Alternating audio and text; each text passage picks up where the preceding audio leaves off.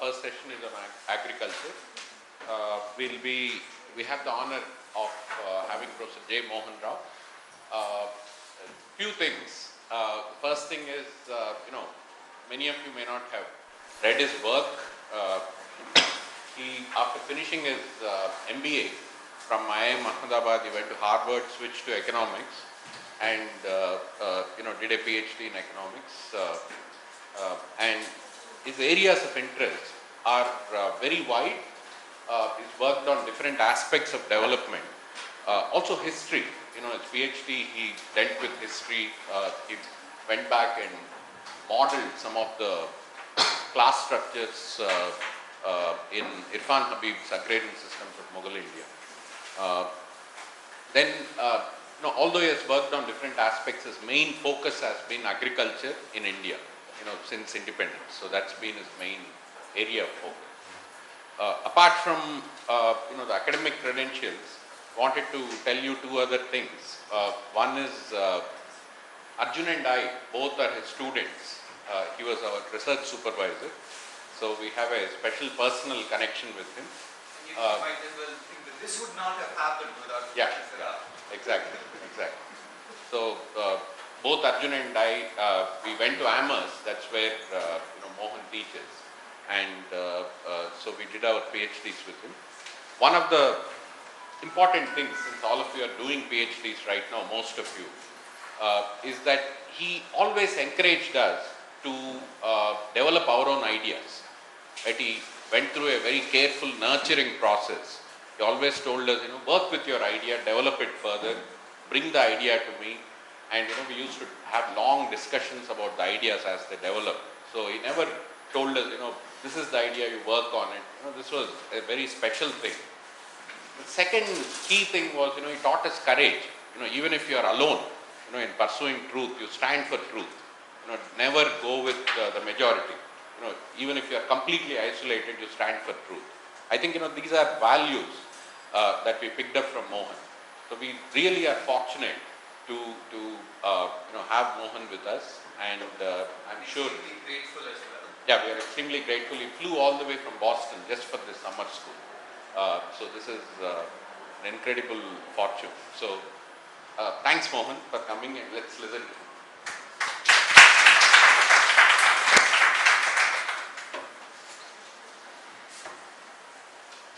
Good morning, everybody.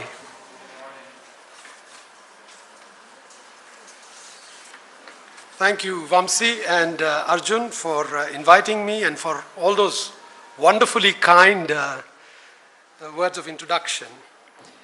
I want to say I'm very pleased to be here. I'm very pleased to be here because I'm looking at so many bright young lights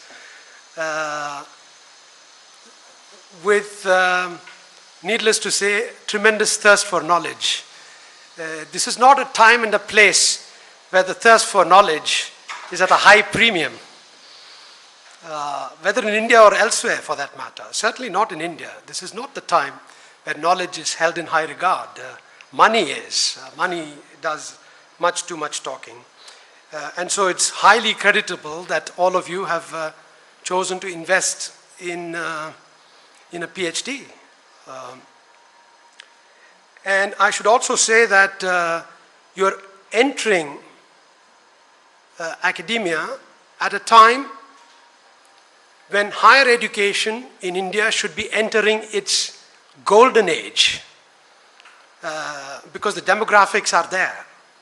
The next 30 to 40 years will witness the most gigantic increase in the demand for higher education in this country. Already India enrolls more children in the schools than any other country in the world by a wide margin, including China, thanks to China's one-child policy. Okay, so this is the first and most important manifestation of the so-called demographic dividend.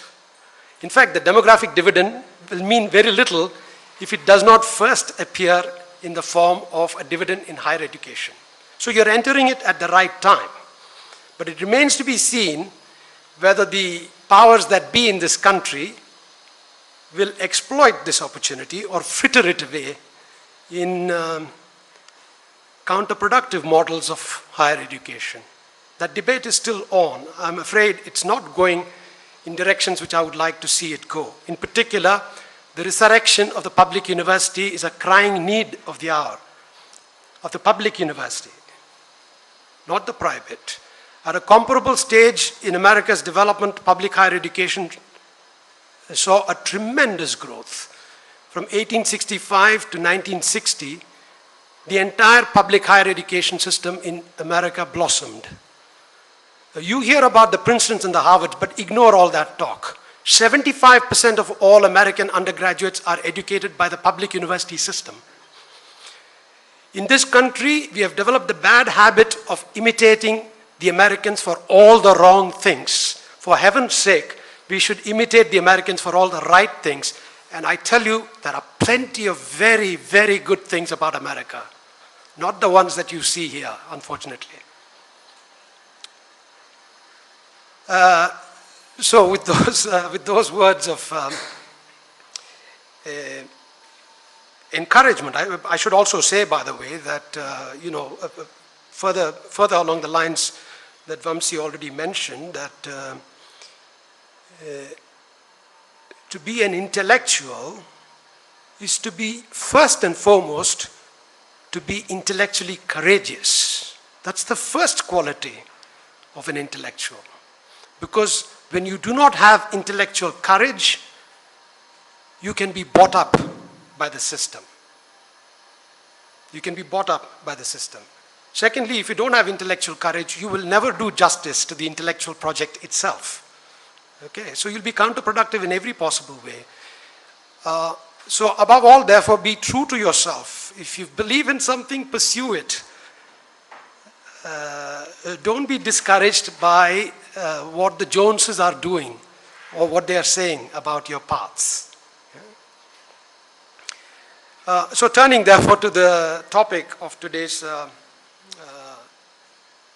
lecture, I think it will be a lecture to begin with. I hope there'll be enough time for discussion. I want to draw your attention first of all to the readings. So I hope people will get an opportunity to do some of the readings. I have to try to classify the readings in a self-explanatory way. The preponderance of my own writings in that reading list is explained not simply because of the high regard that I have for my own work,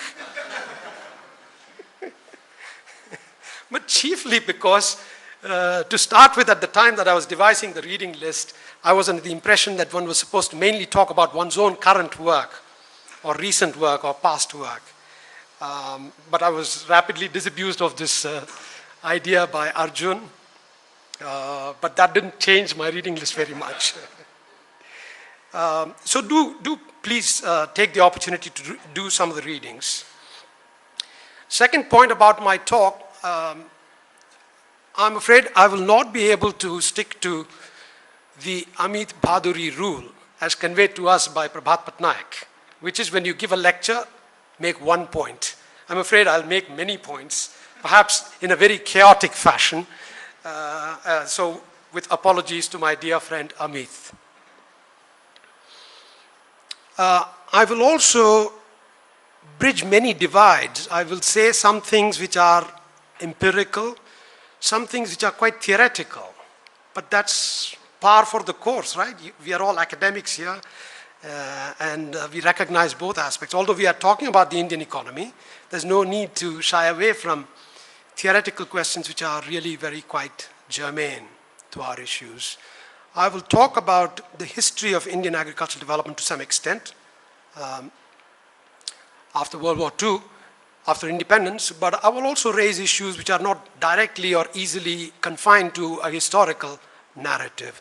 Finally, I will talk about microeconomic questions that have occupied center stage in discussions of Indian agriculture, but also macroeconomic issues. Right? So that's what I intend doing. And I will proceed in terms of something like 4 or 5 topics. So let me outline them for you. To begin with, a very brief retrospective of 6 decades of agricultural development in India. Second, a microeconomic perspective on the utilization of resources in agriculture and on the development or lack of development of resources in agriculture. Thirdly, some thoughts on what would be an appropriate way to comprehend agriculture in a macroeconomic perspective. Fourth, what liberalization has meant for Indian agriculture. And I will say a few words about a process of immiserization that appears to have set in large parts of Indian agriculture. And finally, to paraphrase a title of a paper that Amartya Sen wrote in 1983, Agricultural Development, Which Way Now? So the 1983 paper of Sen's is titled Development, Which Way Now? Yeah.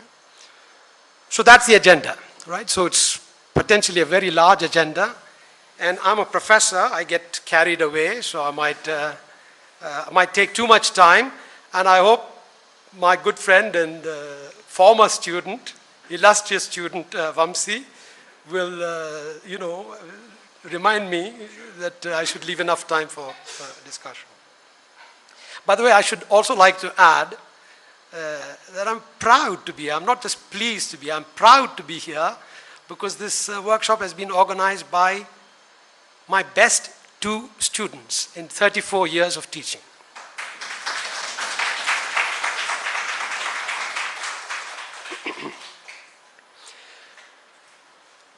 I was doing some readings while thinking about what I should be saying in this workshop when I came across a 1944 piece by R.P. Dutt, Palmer Dutt. He wrote the piece in the Labour Monthly, and it was a very brief, terse commentary on the Bombay Plan, of which you heard, I think, from Mukherjee a few days ago. And I was struck how prescient this little article was. That brings up 4 critical points concerning the Bombay Plan. And they all have remarkably a great deal to do with agriculture. First, he says, look, the plan talks about irrigation, soil conservation, cooperatives to assist, paying off rural debt, etc., but he says these can barely touch the fringes of the problem of Indian agriculture, the core of which, he says, is the basic issue of land tenure and land ownership, number 1. Number 2, he says that he appreciates the fact that the Bombay Plan contemplates a very large increase in production. But he's concerned about where a market is going to come to absorb all that production. And then he goes on to suggest that this problem is intimately connected to the preceding question, namely the question of land, land ownership, land tenure, and the existence of a large mass of impoverished peasants. This is what we would call in today's terms the question of the home market. Third, he says, the state is expected to play an important role in the Bombay Plan itself. But it doesn't pay sufficient attention, he says, to the precise questions of how the state will get involved in ownership of capital, regulation and control of capital, and the direction of investment. And last, and surely not the least, he has another prescient insight into the question of public finance. He says the plan contemplates creating money as a way of financing planned investments. He properly cautions the planners of the prospect of inflation that will ensue from such an approach, and then goes on to point out that there is very little discussion in the Bombay Plan about taxing wealth and income.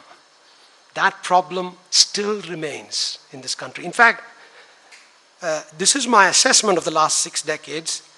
The shocking outcome of 6 decades of independent development is that Palmer Dutt's characterization of India's economic problems still ring true, even now, after 6 decades.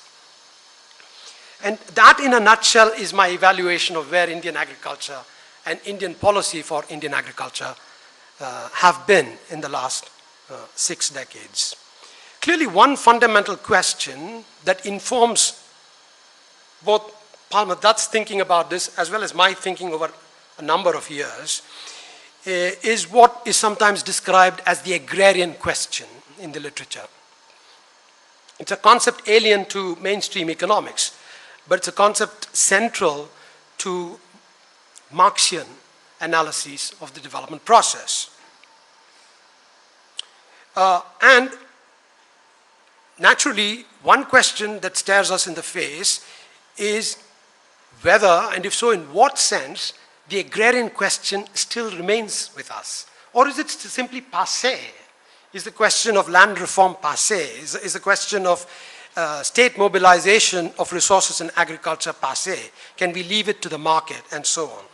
So the agrarian question, in one sense, still seems to be with us, but that's something that we need to address.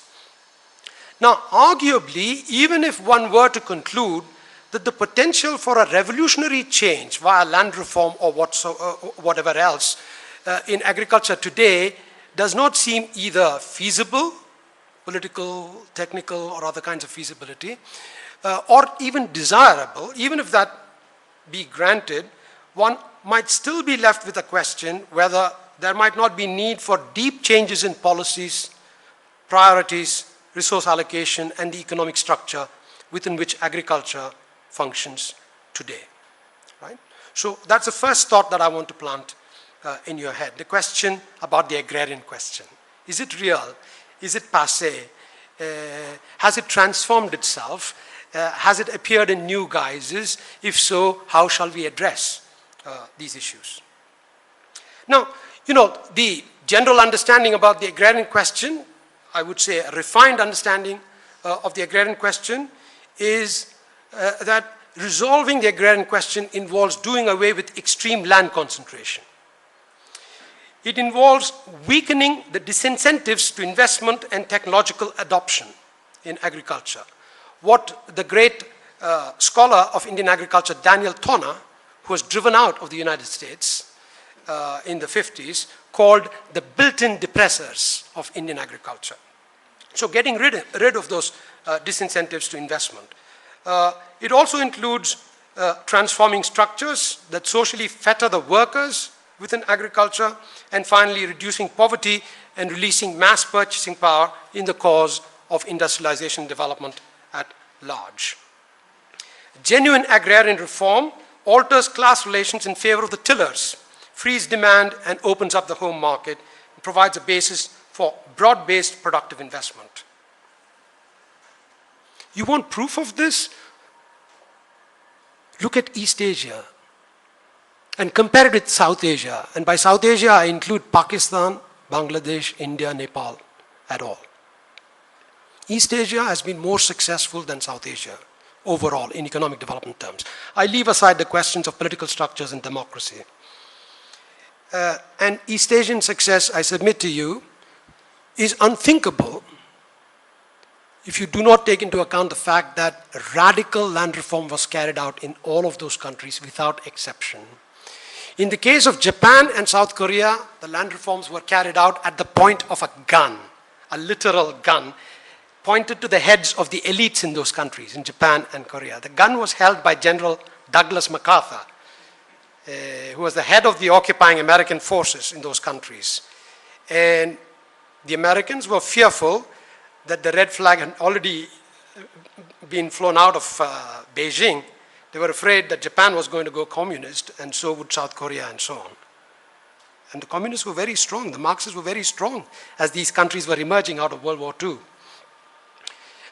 Taiwan, very interesting story. Chiang Kai-shek led Taiwan, ran away from Mao's China. But you know what he did? He was afraid of the peasantry in Taiwan, so he carried out a land reform in Taiwan.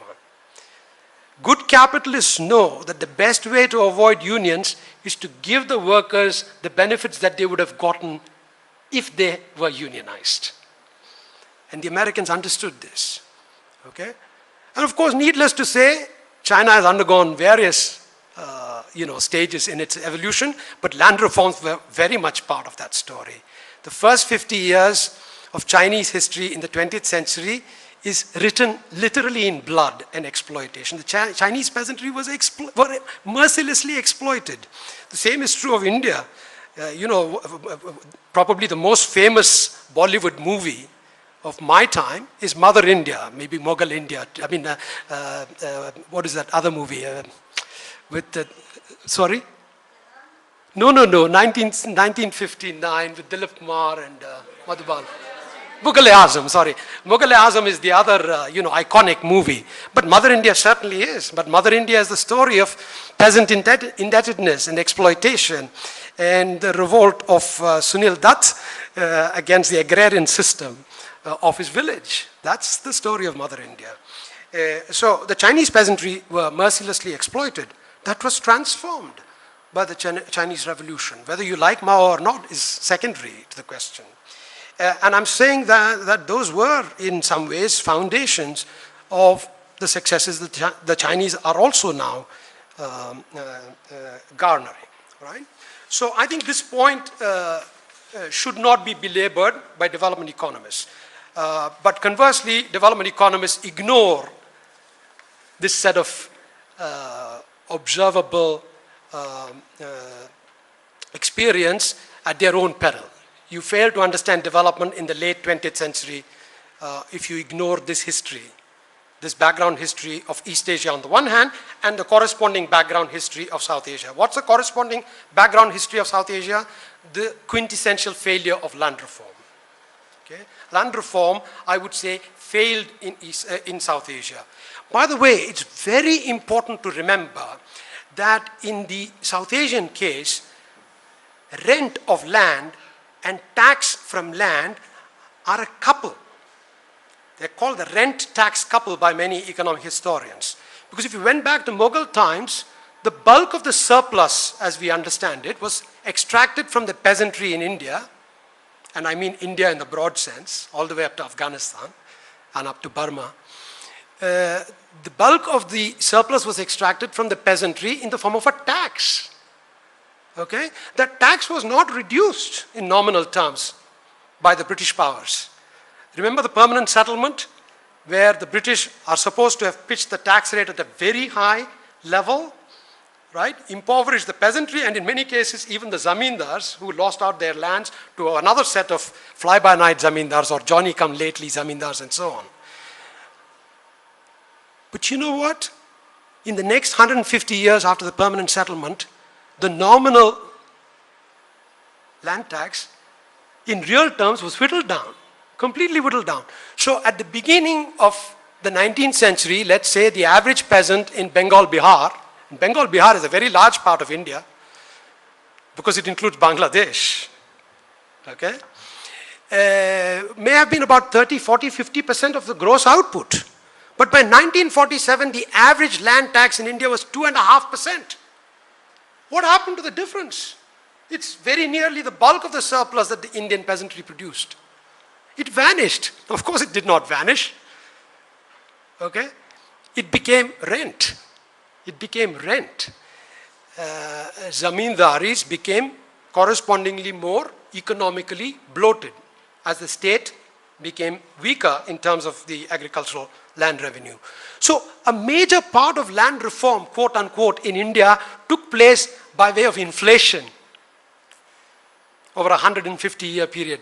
Nobody knows about this or nobody has written about it in any insightful way. But I want you to remember this. I want you to remember this. So that's the first element of land reform. Was it successful? Immensely successful.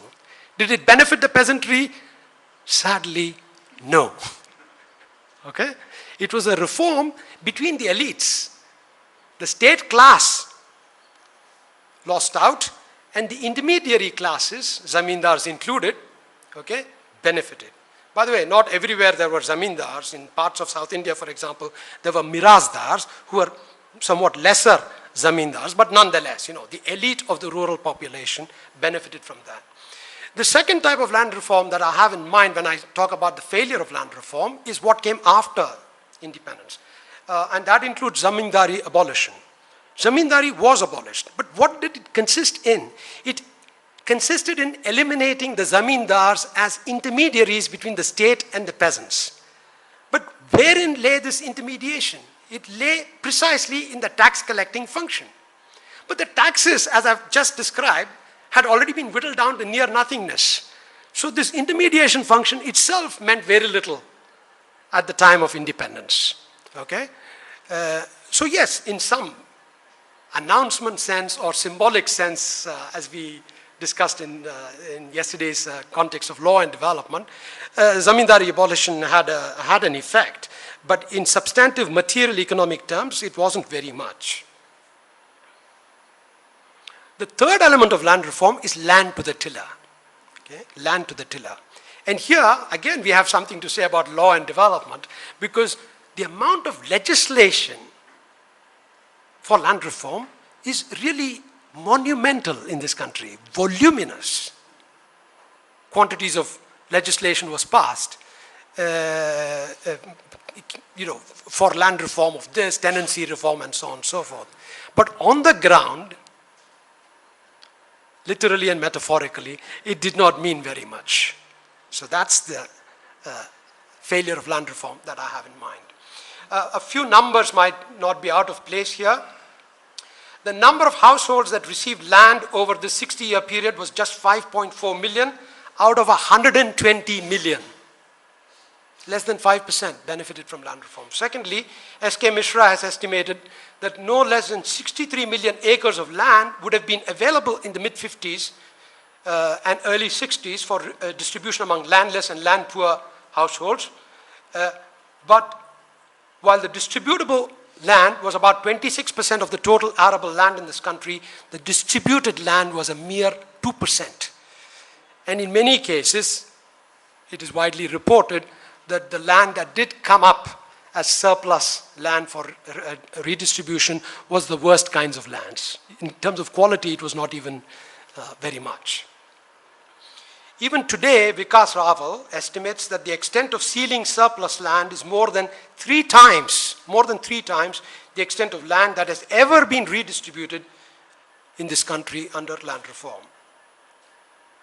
Nevertheless, and this is the note of caution that I should add here, nevertheless, the current surplus of 14.7 million acres is only 6% of the total land available in India today. So the potential for land reform in the old-fashioned sense, is strictly very limited today. So this is why we have to give pause in reassessing the agrarian question. Okay?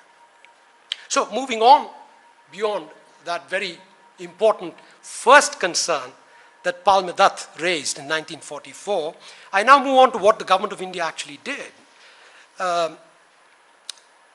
Well, actually, not that planners or policymakers thought along these lines. We can think of three basic strategies of development.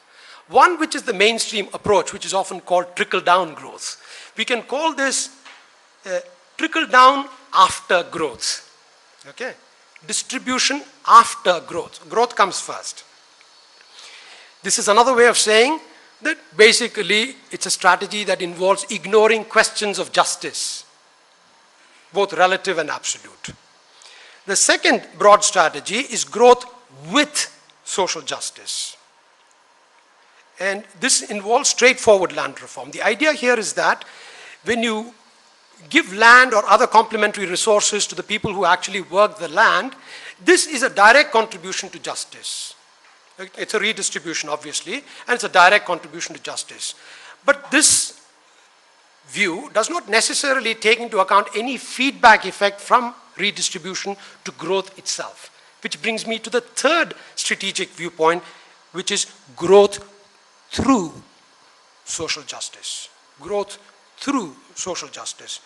And this is the view that existing agrarian structures are not conducive to the utilization and development of the productive potential in agriculture, whereas redistribution and other forms of structural change, redistributive structural change, will conduce to better utilization of resources and faster agricultural growth.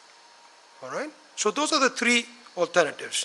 Now, what actually eventuated in the course of the first three plans in the Indian context was a hodgepodge. Unfortunately, there was no clear vision for agricultural development in India. Yes, there was some lip service paid to community development, cooperatives, and so on. But this always appeared as an afterthought, much like the concessions granted to the cooperative and artisanal sectors in Mahalanobis's second plan for industrialization. So there was always, the first 15 years after independence, the economic policies in India are a combination of Gandhi and Nehru. Needless to say, the twin fathers of the Indian Revolution. But India government never could figure out whether it was truly Gandhian or truly Nehruvian. So it always seemed to fall between stools. And those contradictions arose in many sectors, most importantly in textiles, where we followed Gandhi in arresting the growth of the composite mills. And we followed Nehru in saying that spinning will continue in the machine sector. But the upshot was a third way, which is the growth of the power loom sector. So we neither modernized nor did we maximize the potential for employment and pay real service, not lip service, to Gandhi's view that India lives in her villages and so on. So, there was always this contradiction in the first 15 years, and agriculture was no exception in this regard. But there's another important point that you want to remember here. Partly, you see, there was not a very good empirical understanding of agriculture in India in the first 15 years or so. So as Sukhomoy Chakravarti, one of the most important economists of this and later periods up to 1990 or thereabouts, pointed out, Indian planners assumed in some sense that agriculture was a bargain sector, that you have to give it very little and you can take a lot from it.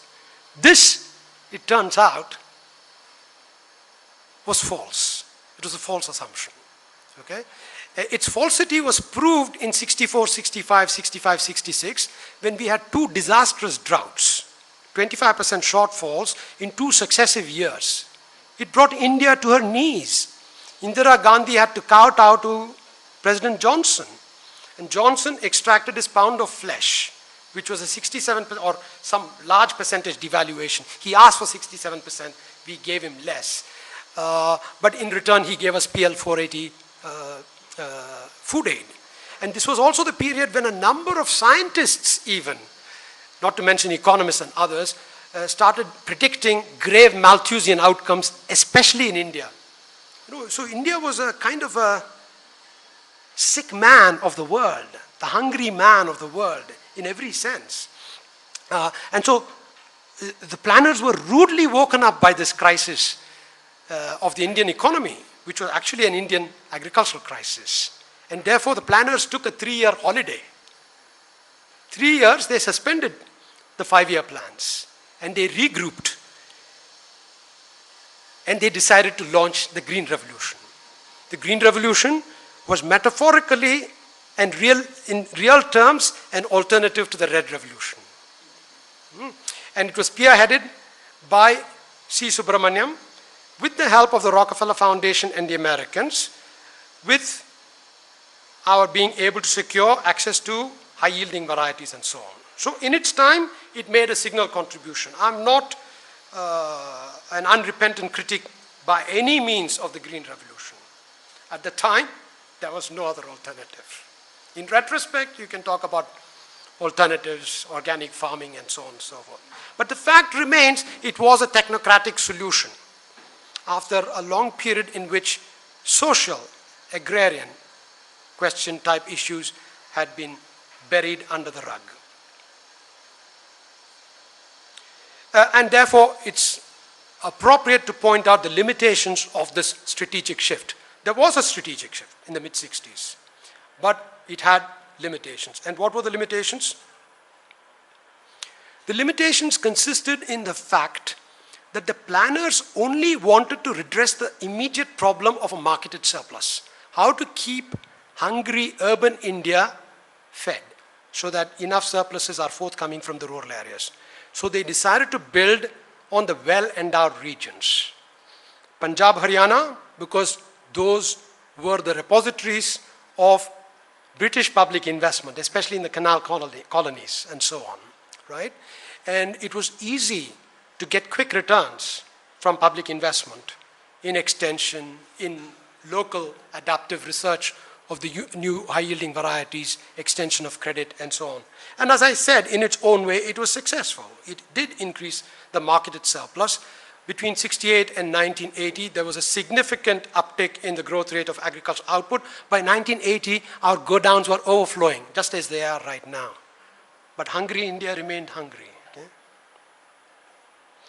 So that was one major limitation. Secondly, of course, the agrarian question had not been addressed. So this was a purely supply-side orientation. It failed to take into account the structural aspects of the agricultural constraint, and it ignored property relations. And of course, did not really take into account mass demand as a determinant of development. By the way, that idea, mass demand as an important determinant of long-term growth rate, was no part of the development literature at all. It came into the development literature only after the mid-1970s. Until 1975, all development economists without exception, well, maybe the underground exceptions aside, just as Keynes talked about the underground Keynesians before his time, all development economists were supply-siders. V.K.R.V. Rao was one of the culprits in this regard because he wrote a famous article in 1953 about the inapplicability of Keynesian economics in developing countries. Investment, income, and the multiplier. That's the name of the article. So, these issues that I've just mentioned, property relations, the demand factor, structural constraints within agriculture, and last, but extremely important nonetheless, the potential of agricultural development to transform the whole system. You see, that idea was always absent, unfortunately, in Indian development thinking until it was too late. Okay? The idea that all early industrializers in the world experienced a very significant agricultural revolution before their respective industrial revolutions. Okay? And the idea that East Asia, which succeeded in development, also underwent agrarian and agricultural revolutions. So those are the strategic limitations of the strategic shift that took place in the mid-60s. A couple of other points which are extremely important from a political economy standpoint.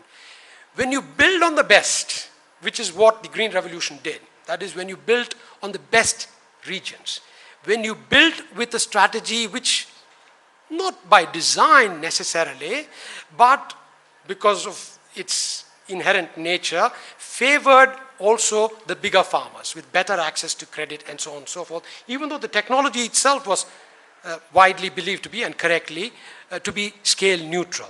Okay? So you're building on the best regions and you're tending to bank on the bigger and more successful, richer farmers. Okay? Then you're bound to create lobbies. You're bound to create vested interests. The peculiarity of the Indian experience, as a generalization, farmers are powerful the less numerous they are. Farmers are very powerful in Japan today. They're very powerful in France today. But how many of them are there? 2% of the population. 2.5% of the population.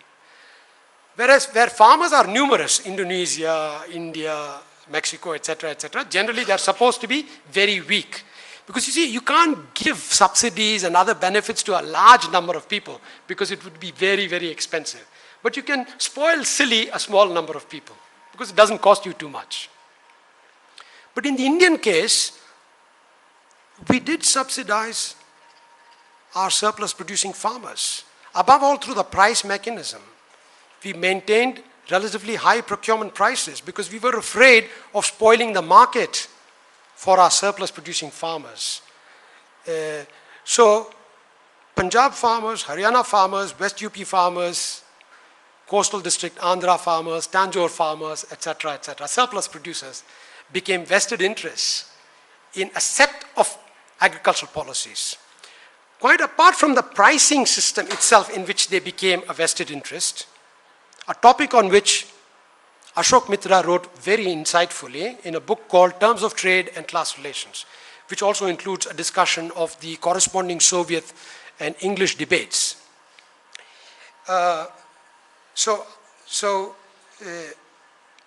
Apart from that, you also had a situation where backward regions experience the backwash effects, as Gunnar Myrdal would describe it, the backwash effects of the Green Revolution strategy. What do I mean by that? You see, if you're a Punjab farmer or a Haryana farmer, you're getting new seeds, you're getting irrigation, you're getting credit, you're getting price supports, etc., etc. The result is you produce more, your revenue goes up, your costs go up, of course, but overall, your incomes go up, your net incomes go up. But if you're a Bengali farmer or a Madhya Pradesh farmer, because the national grain market is becoming integrated throughout this period, okay, your prices move in sync with the overall food price in the country. Okay? So, if the food price is falling, ceteris paribus, because supply of food is increasing, you experience only the reduction in price without any increase in output. So you become impoverished as a result. So what I'm trying to tell you is that the political economy of Indian agricultural policies cannot be understood without the regional dimension being given a very central place. Now, of course, this all changed, by the way. In the 80s and 90s, for example, Bengal experienced its own green revolution and so on. But my point is that the strategy, because it built on the best and built on larger farmers and so on, better endowed regions and farmers, created this tension and created its own vested interests, okay, which then played havoc, actually, with the whole system of production and consumption, especially consumption. Okay, so, I could go on in this vein for a long time, so let me move gears and say a few words about microeconomic issues in Indian agriculture. The first one concerns agrarian structure and underutilization of potential. Theodore Schultz, who wrote about India among other countries and won the Nobel Prize in Economics jointly with Arthur Lewis. And by the way, Arthur Lewis and Theodore Schultz spent practically their entire lifetime saying the opposite of what the other guy said. Okay, this is typical in economics. Hayek and Myrdal is another famous pairing. So Schultz said, farmers in developing countries are poor but efficient. There are implicit or explicit markets. It's a very Chicago view. Okay? He completely ignored everything that I've said until now about agrarian structure, reforms, and so on. In particular, he ignored massive forms of underutilization of resources. In 1962, Amartya Sen discovered to his dismay from farm management survey data that bulk of the Indian peasantry were making losses. Bulk of the Indian peasantry were making losses year after year after year. They should have been dead long time ago with those losses. But they were not dead, they were alive. I wouldn't say well, but they were alive. Okay? It turns out that the losses of these peasants were computed by the farm management surveys by imputing a wage to all the labor employed on the farms. Okay?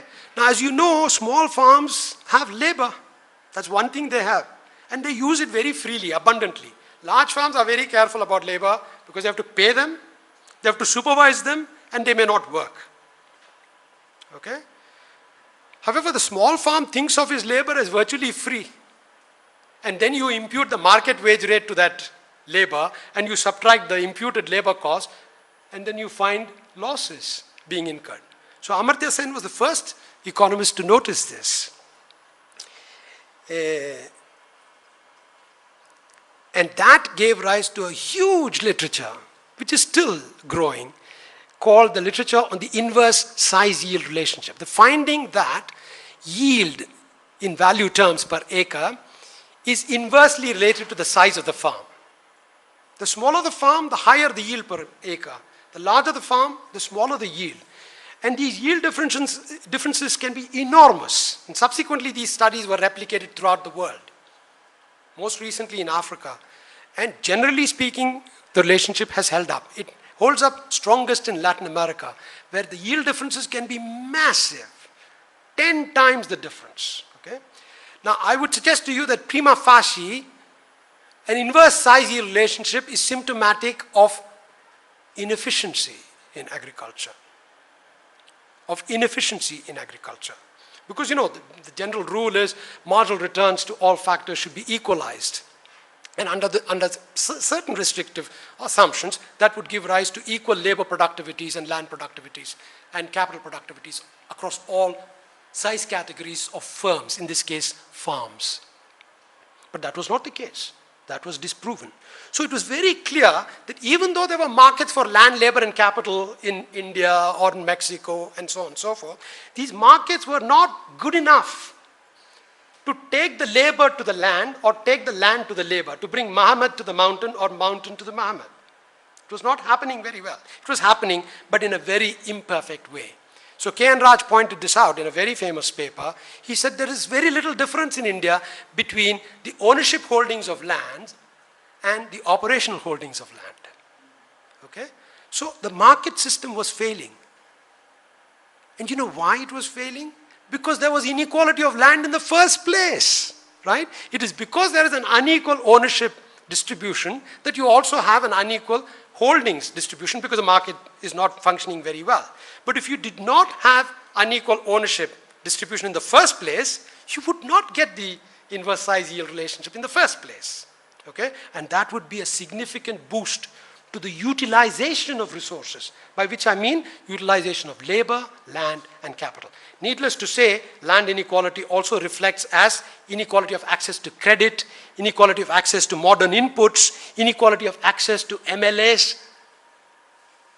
It's very important, because MLAs are important for electrifying your village, bringing tube well irrigation or bringing canal irrigation to your villages, etc. So in all respects, you get lopsided development. Okay? So this is not underutilization in a very trivial sense. It's deep, it's radical underutilization. So that's one point to note. This was explained extremely insightfully. You're all going to be PhD students. Some of you are going to be PhD students in agriculture. If you get a chance, read Abhijit Sen's PhD thesis, University of Cambridge, 1981. It's a model of a PhD dissertation. It was all about Indian agriculture. And the central idea in that, Abhijit Sen, Planning Commission member, right now, you know, the guy with the beard. The central idea in that thesis is the idea of connectedness.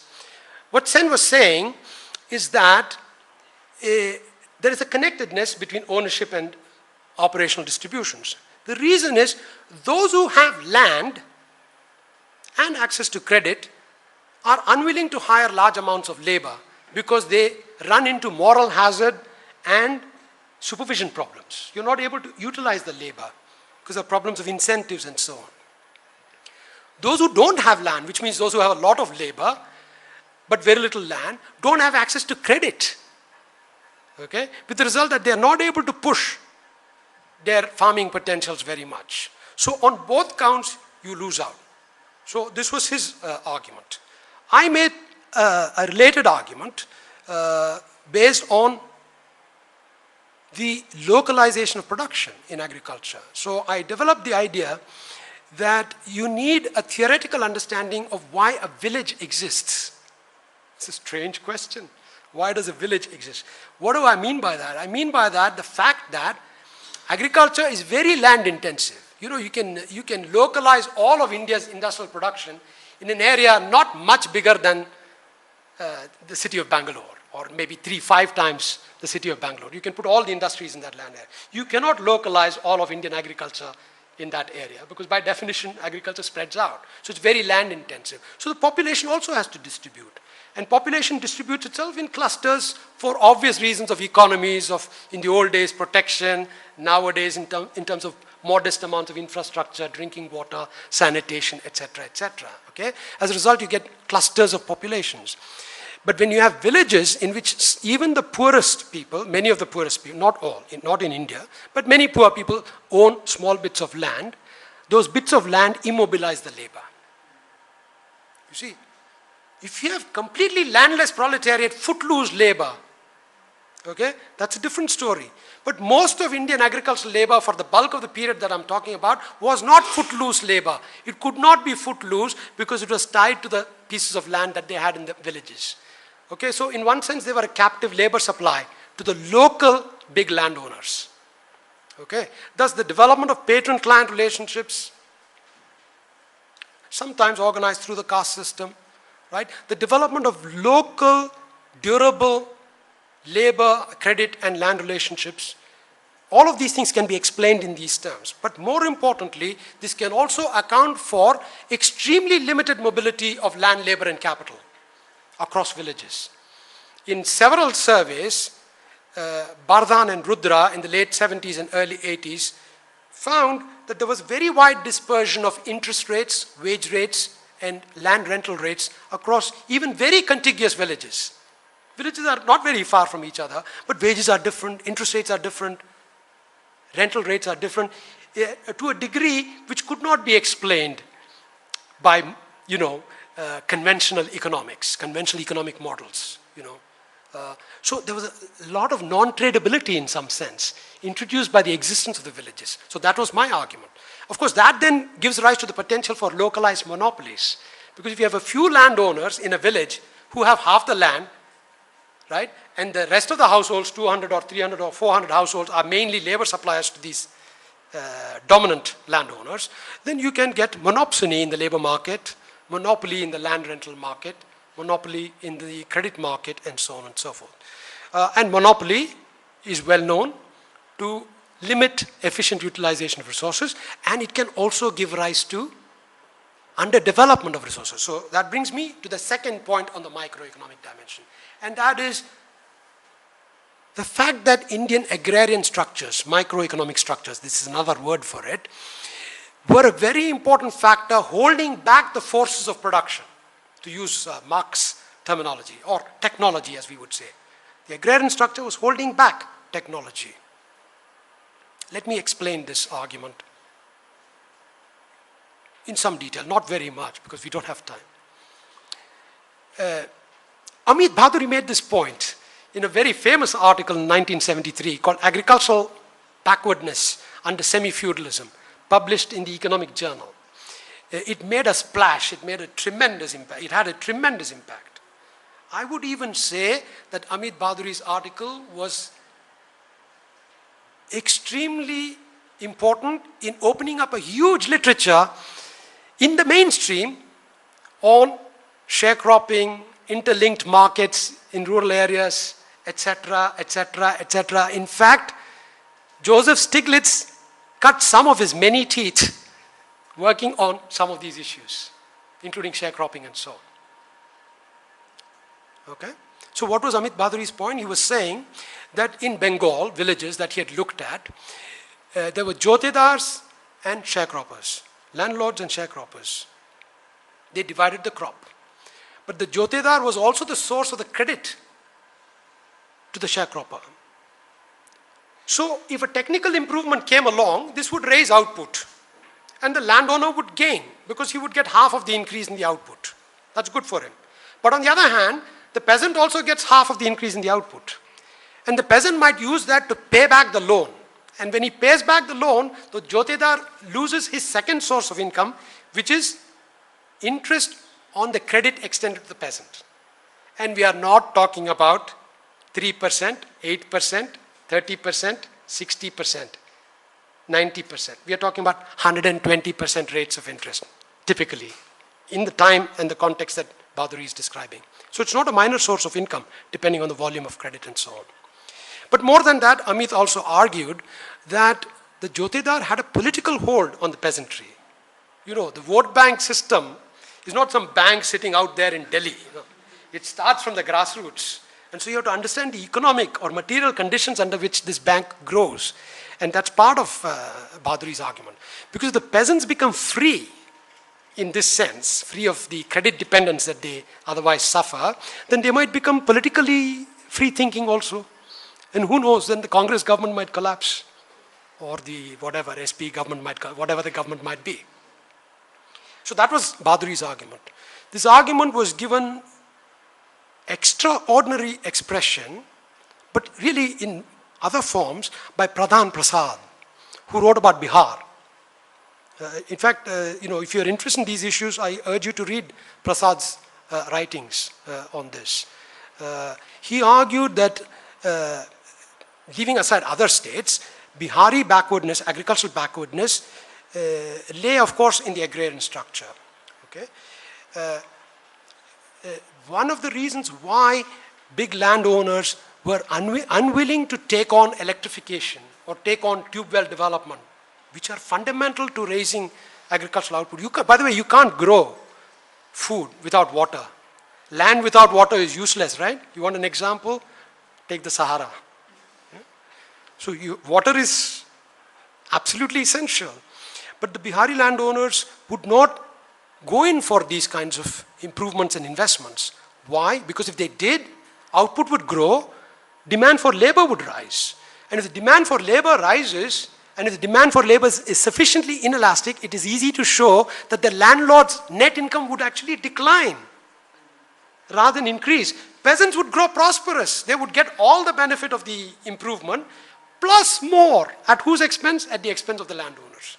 So the landowners were not interested in making these improvements. Very powerful argument. Very powerful argument. Finally, these built-in depressors. By the way, I said Indian agriculture was not very well understood in the first 15 years, but it was well understood by Daniel Thorner. Because he was an observer, he studied villages, he talked to people, and in his own way, he was also an economist, by the way, but he did not work with large masses of data, working out the inverse size-yield relationship and so on. Okay? But he had a pretty good idea of what was going on, and that's why he talked about the built-in depressors growing out of the agrarian structure. Okay?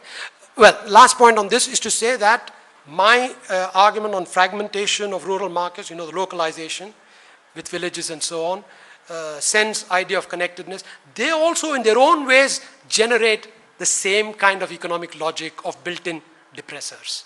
Okay? So this idea of built-in depressors is a very extensive, well-researched, very interesting argument, very important argument that the Indian literature gave rise to.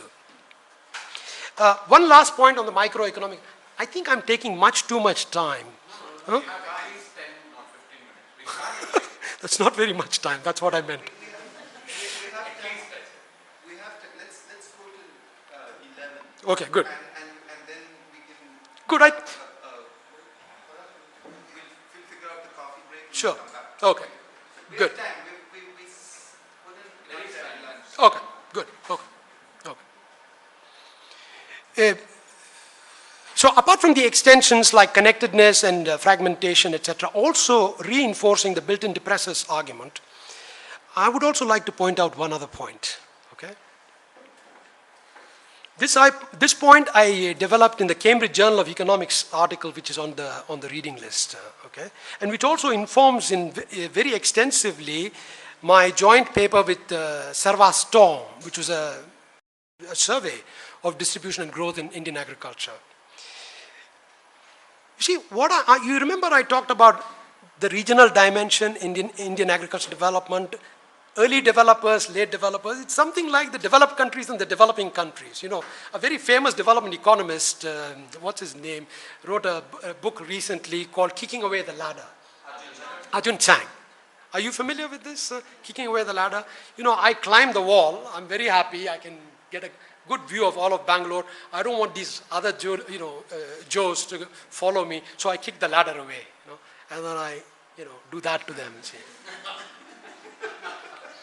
So roughly speaking, that is Ajun Chang's thesis about the developed countries' attitudes towards development in developing countries and the kind of development advice they have been dishing out. They're saying essentially, do as I say, don't do as I did. That's basically the idea. Something similar, this unevenness is also true. You see, you remember in the first wave of the Green Revolution, the surplus producing farmers produce more surplus, right? And they get good prices and they make a lot of money. And the other guys, in the rest of the country, they get the backwash effects because real food price falls, their output is not growing, so they suffer. But now suppose you want to spread the Green Revolution to the second round, to these other areas. What is going to happen? Output is going to rise, price is going to fall, but it's these new, Johnny-come-latelys who will experience the benefits. But what about the old farmers? They will lose, right? Because they've reached a plateau of the current technology, but their price goes down. As a result, they're going to suffer. That is where the farm lobby comes in, you understand? That's where a vested interest develops to keep the price high, okay? So much of what the government of India has been doing in the form of the Agricultural Prices Commission and so on, over many years now, 3 decades, is balance wheeling the political economy of Indian agriculture. Keeping the surplus producing farmers also in the advanced states happy, but nonetheless allowing Green Revolution to go on in the new areas as well. But not so fast. You follow? Not so fast so that they can manage the political process. If I had time, I might even stretch this argument to say that Bhindranwale, the Khalistan movement, and ultimately the assassination of Mrs. Gandhi herself are not directly because of this mechanism that I'm referring to, but they're not independent of them, you see. It's like saying that the farmer who commits suicide in Telangana is not simply committing suicide because he's in agrarian distress. Because there are so many other farmers in agrarian distress. They're not committing suicide. So there are always very idiosyncratic proximate causes which causes somebody to go over the precipice. But that doesn't mean agrarian distress has nothing to do with suicides, right? So that's the kind of connection that you could also make. So this political economy question comes in now at the macroeconomic level as a built-in depressor. Because it's now regional inequalities which have the same sort of effect as Bihari landlords holding back the productive forces. Okay, so enough said on this. But by the way, this whole sort of argument on the built-in depressors is a famous thesis of who else? But Karl Marx. Okay, he talked about at a certain stage in the development, the battles in Syria, the battles in Libya, the battles in Egypt, etc., etc. If you really go down to brass tacks, you will find it has a lot to do with tribalism.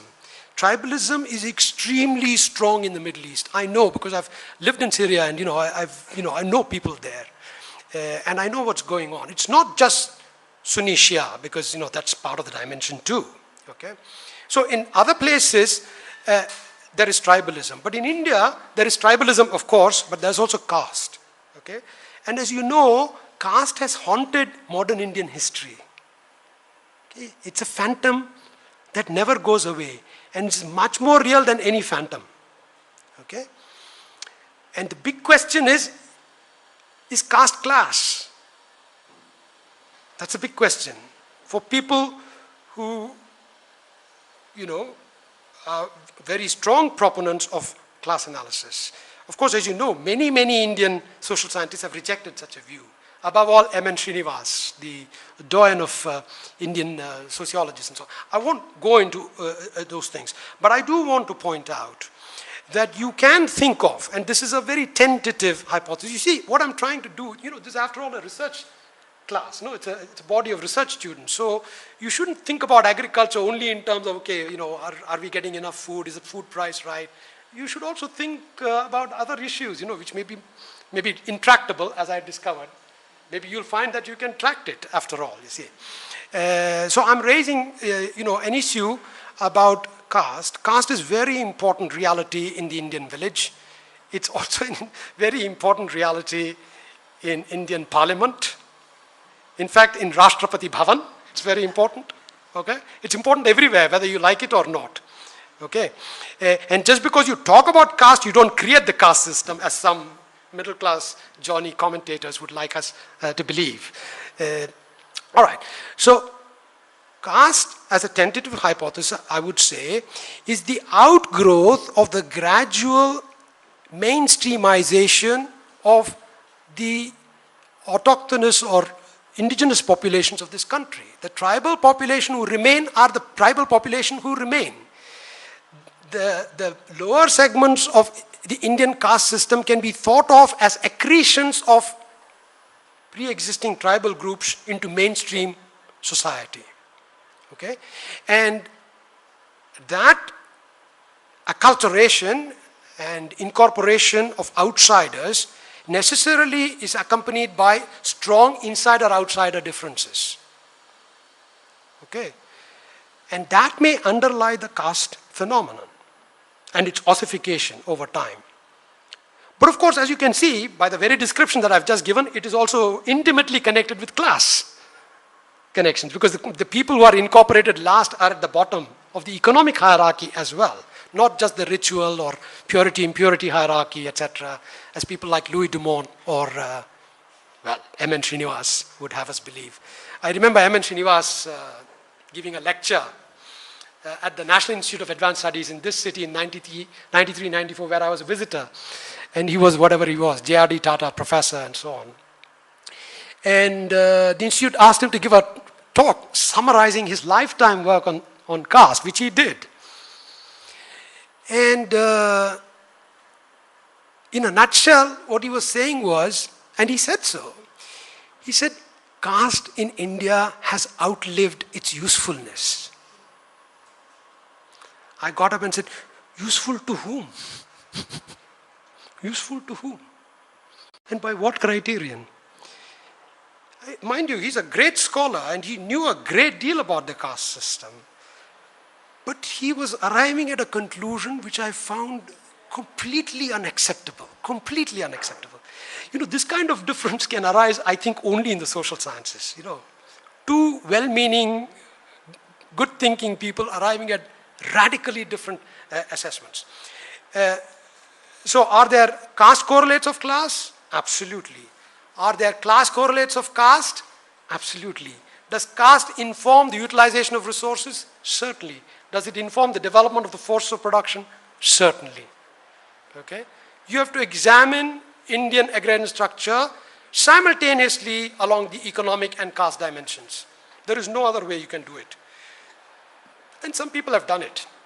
Some people have done it very well. Some people have done it in a, well, not acceptable way from my standpoint.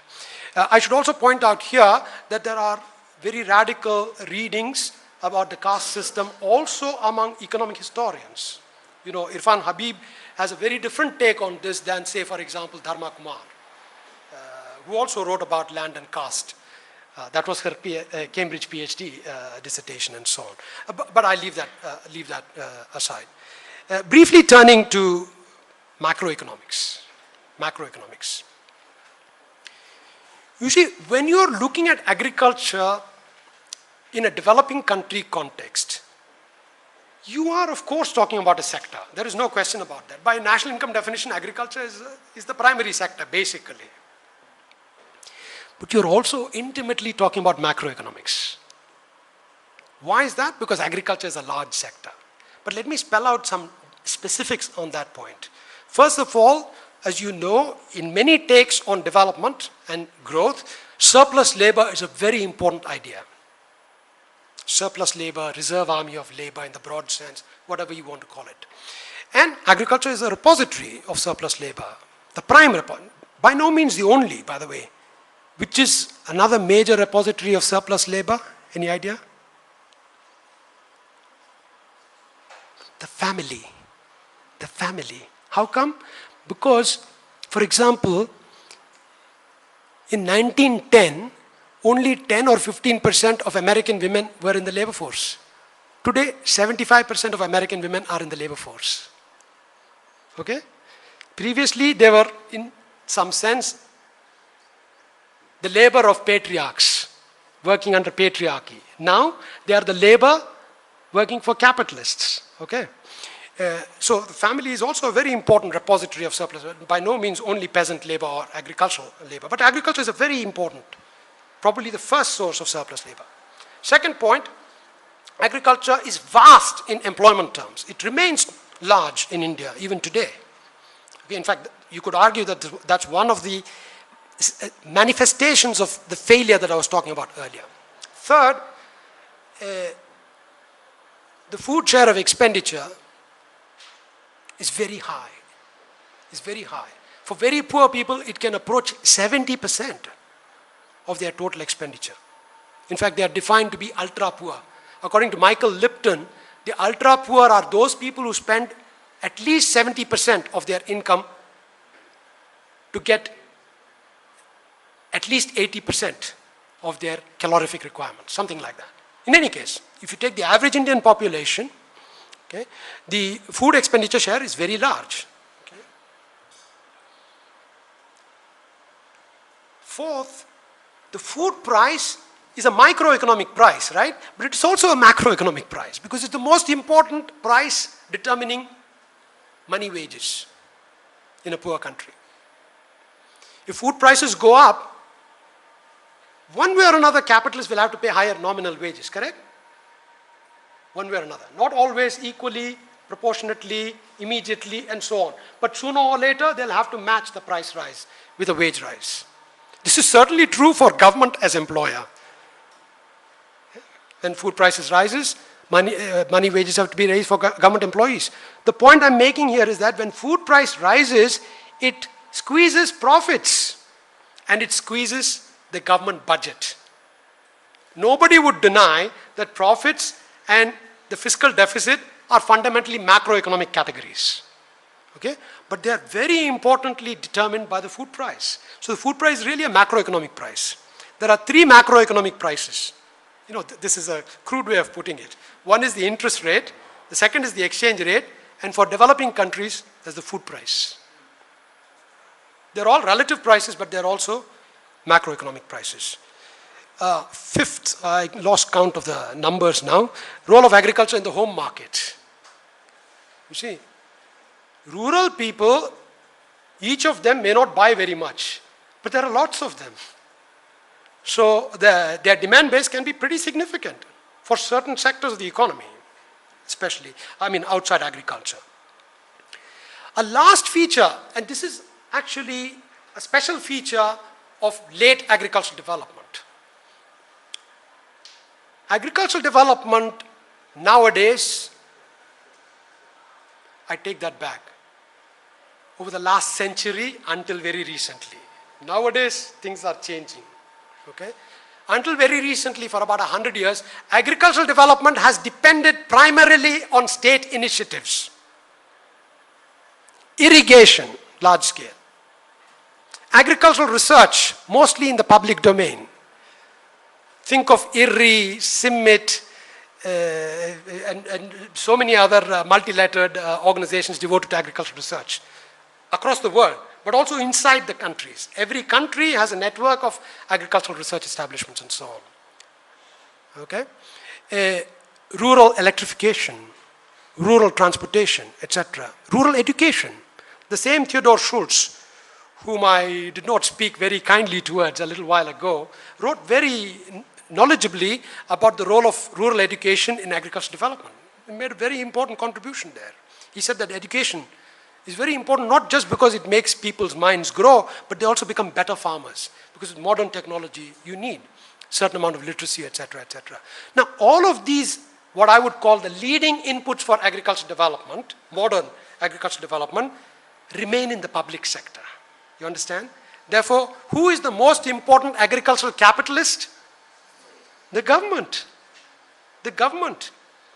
Of course, the private capitalists have to follow upon the result of water investment or new agricultural research and so on, because they have to buy tractors, they have to increase working capital for fertilizer, wages, and all of that is true. But private capital follows public capital. Okay? So modern agricultural development is not, has not been, cannot be autonomous capitalist development. Okay? This is an old point made by the eminent Japanese development economist Shigeru Ishikawa.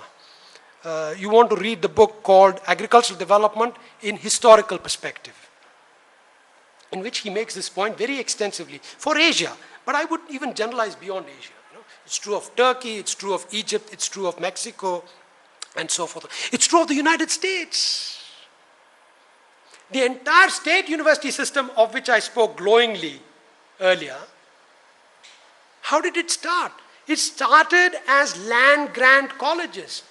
The federal government gave free land to individual states, say Massachusetts, Connecticut, and so on, to start agricultural universities, okay, which were agricultural experiment stations and extension stations. We are talking about approximately 1865 thereabouts. Okay? For the next 100 years, this was the backbone of the American agricultural revolution. And who can deny that America has experienced an agricultural revolution? Okay? Southern California was a desert. Nothing grew there because there was no water. But water was brought there by the development of the Hoover Dam and many, many other dams. Result, Southern California is the most productive agricultural region in the world, bar none. It grows everything. Okay?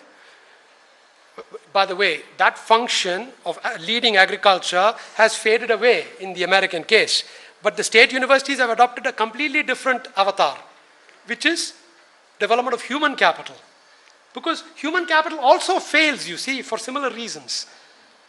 Ordinary people are too poor to invest in schooling or college, etc. That's why you need a public education system. And the Americans did this. Here is another example of what I mean by copying the Americans for the right things, not for the wrong things. Okay, so those are the reasons why macroeconomics is important. Since I'm running out of time, very quickly, the fundamental argument is that there is a mutuality of demand and supply in a developing country context. Okay? Agricultural demand can give a fillip to industrial growth. Okay? Industry usually is the taxed sector in developing countries. Agriculture is not taxed. Do you know? You don't pay a tax on agricultural income. There is no agricultural land tax. Remember, it vanished by 1947? And the K.N. Raj committee long time ago recommended an agricultural holdings tax. That report is still gathering dust somewhere in New Delhi. Okay? There is no wealth tax in agriculture, basically. Commodity taxes are usually levied on industrial products, not on agriculture. So agriculture is generally not taxed, directly or indirectly.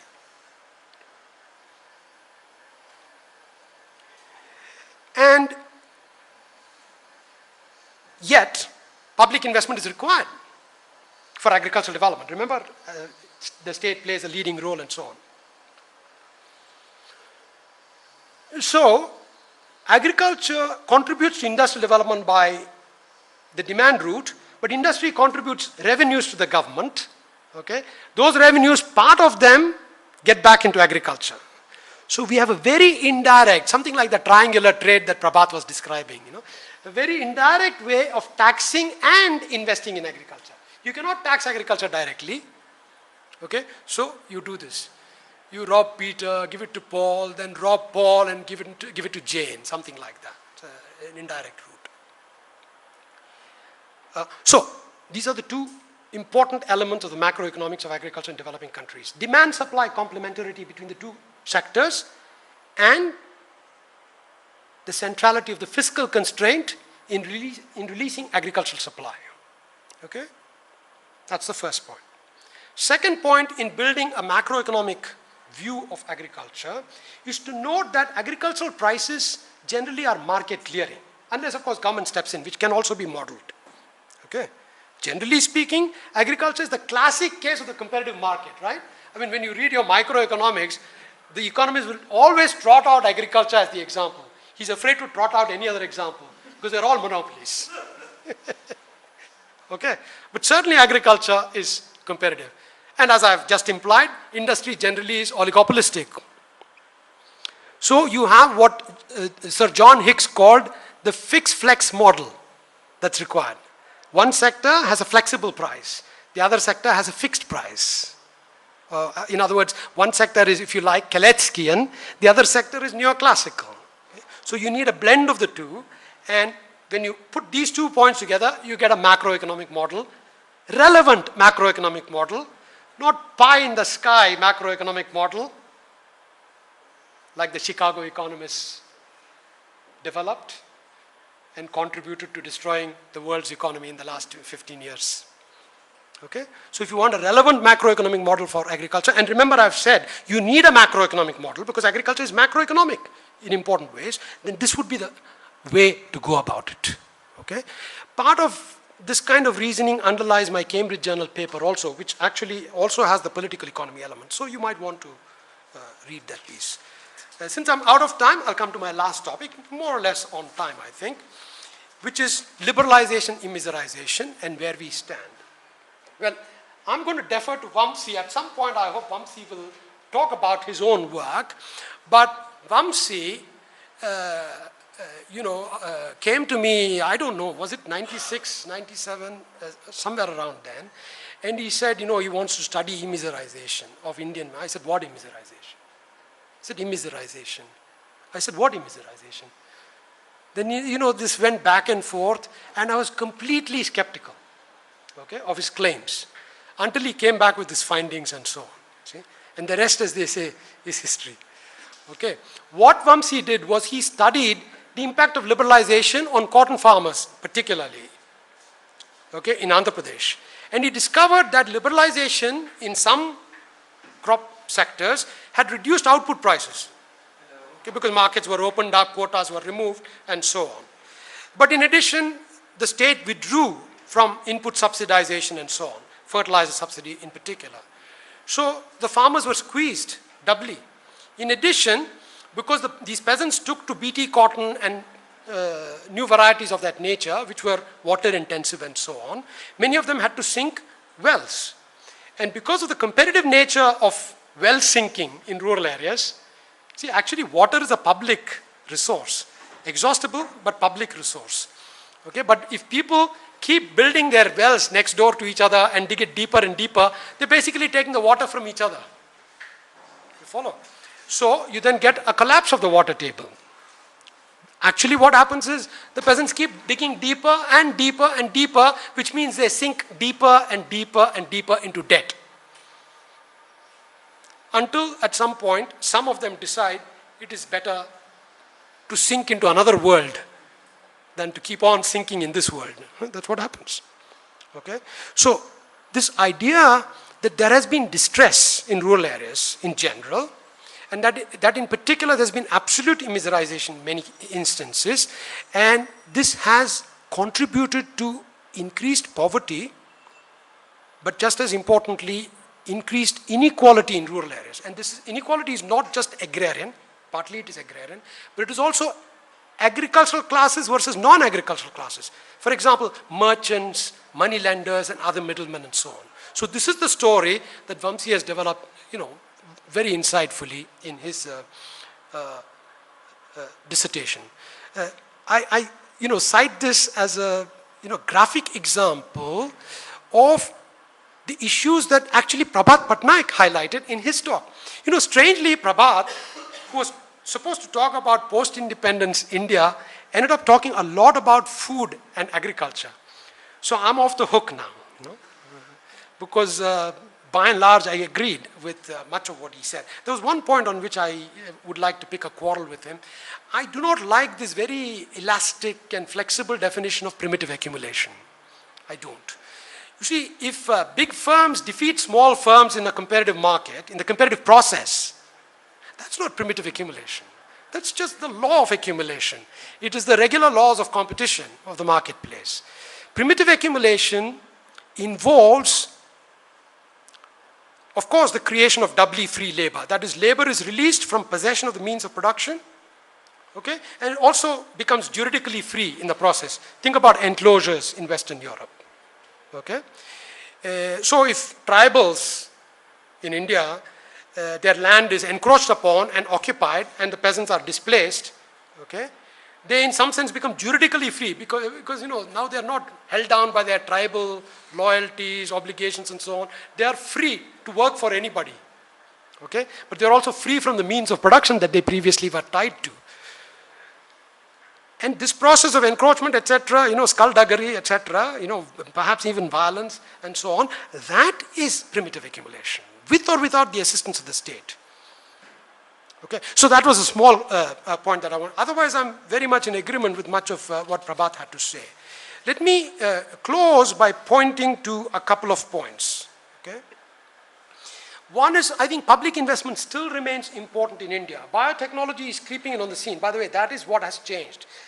Biotechnology has placed agricultural technology now in private sector because the returns to innovation in biotechnology are privately appropriable, which was not the case with hybridization. Okay? So that changes the picture somewhat, one. Second, I've already pointed out that the agrarian question has transformed itself. Unproductively, but it has transformed itself. So it's not the same agrarian question that we confronted 30, 40 years ago. Okay? In fact, the land question in India may be even more important today in the urban setting than in the rural setting, paradoxically. We may actually need urban land reform at least as much, perhaps more, than rural land reform. We can discuss this if you like later, what I mean by urban land reform. Okay, so that's the second issue I want to highlight. Third issue is the environment, of course. You know, the missing elephant from the room. The environment is very important for Indian agriculture. And I mean, as Jayati pointed out yesterday, the local environment. Because in all this brouhaha over the global warming, which is very important, I shouldn't call it brouhaha, it's serious.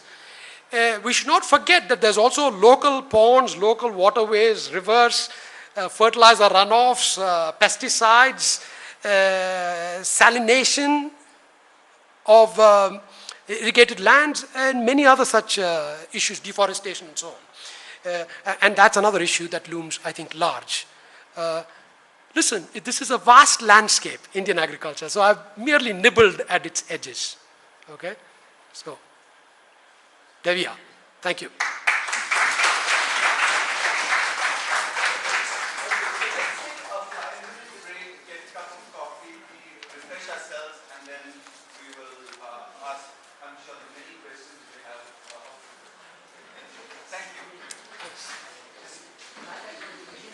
I am from IIT Kharagpur.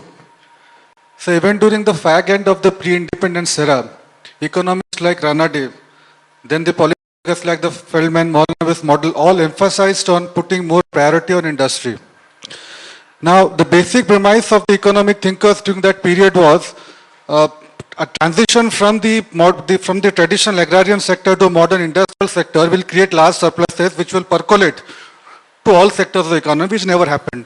And as you have rightly argued, on the contrary, countries like China, Korea, Japan, parts of Europe, industrialization in these countries took place on the basis of a very strong agricultural base.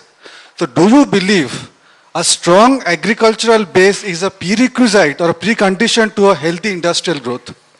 Or if so, is India prepared for such a transition process today? Thank you.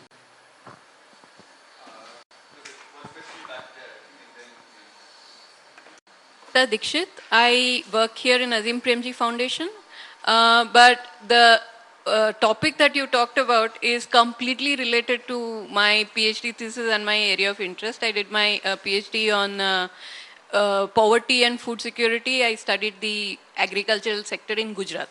I was working with Professor Utsa Patnaik in JNU.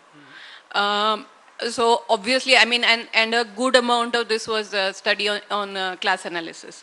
So when I was doing my PhD, some few things that sort of struck me about the Gujarat agricultural sector and how it reflects on the economy is like it has a very small share in the state income, about 19% now I think, and still by the latest NSS data, 75% of the workers in primary and subsidiary status are involved in agriculture. So that's the extent of difference between income and employment dependence like in this sector now. There is also, not only is this a low productivity sector on an average, low income, low productivity sector, but there's also a huge amount of inequality within the sector. And that inequality has to do not just with land ownership, but with water ownership, or a control over water rather, because Gujarat is a largely dry state. I mean, it also has a lot of climatic variation. So as a result of that, the inequality is also regional. I mean, district-wise, you have like poor agriculture district and this. Sabarkantha, Banaskantha versus Yeah, I did my Baroda and fieldwork so on. in Banaskantha and Dang, so that's a thing. But also, I worked in an NGO in Gujarat for 12 years, so I know quite a bit of the area. So, um, the, the, the question, this is like a comment or a question, I don't know how to put it, but in the last few years, after 2004-5, the agricultural growth in Gujarat is being touted as a miracle growth. I don't believe it. Apart from the fact that, there are mistakes in, the way of calculating it is faulty because, you take a low base year and then say you've grown very fast and all. Also, I cannot believe that if this has happened, the regional nature of agriculture in Gujarat, it cannot support at least equality. I mean, few regions are growing, central Gujarat, south Gujarat, for example. But the other regions, like, as you said, Banaskantha, Sabarkantha, the Kutch regions and eastern Panchmahal and all, are still desperately poor. So, and poverty is concentrated in the agricultural sector. Now, Gujarat is also supposed to be, is one of the fastest growing states.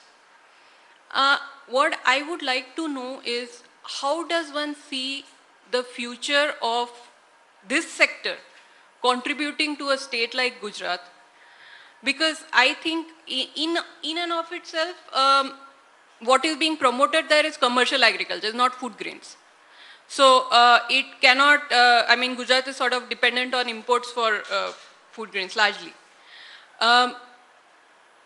So the commercial, the people involved in the commercial sector are largely large farmers and therefore particular castes and everything going with it. Does agriculture contribute in a state like this, in a state where direction is being, the direction of development is totally growth oriented rather than equality oriented? What would be the role of the agricultural sector? I am not sure, because what is being promoted now is that agriculture is a very dynamic sector, it's going to contribute in a big way and all that. I don't see how that can happen.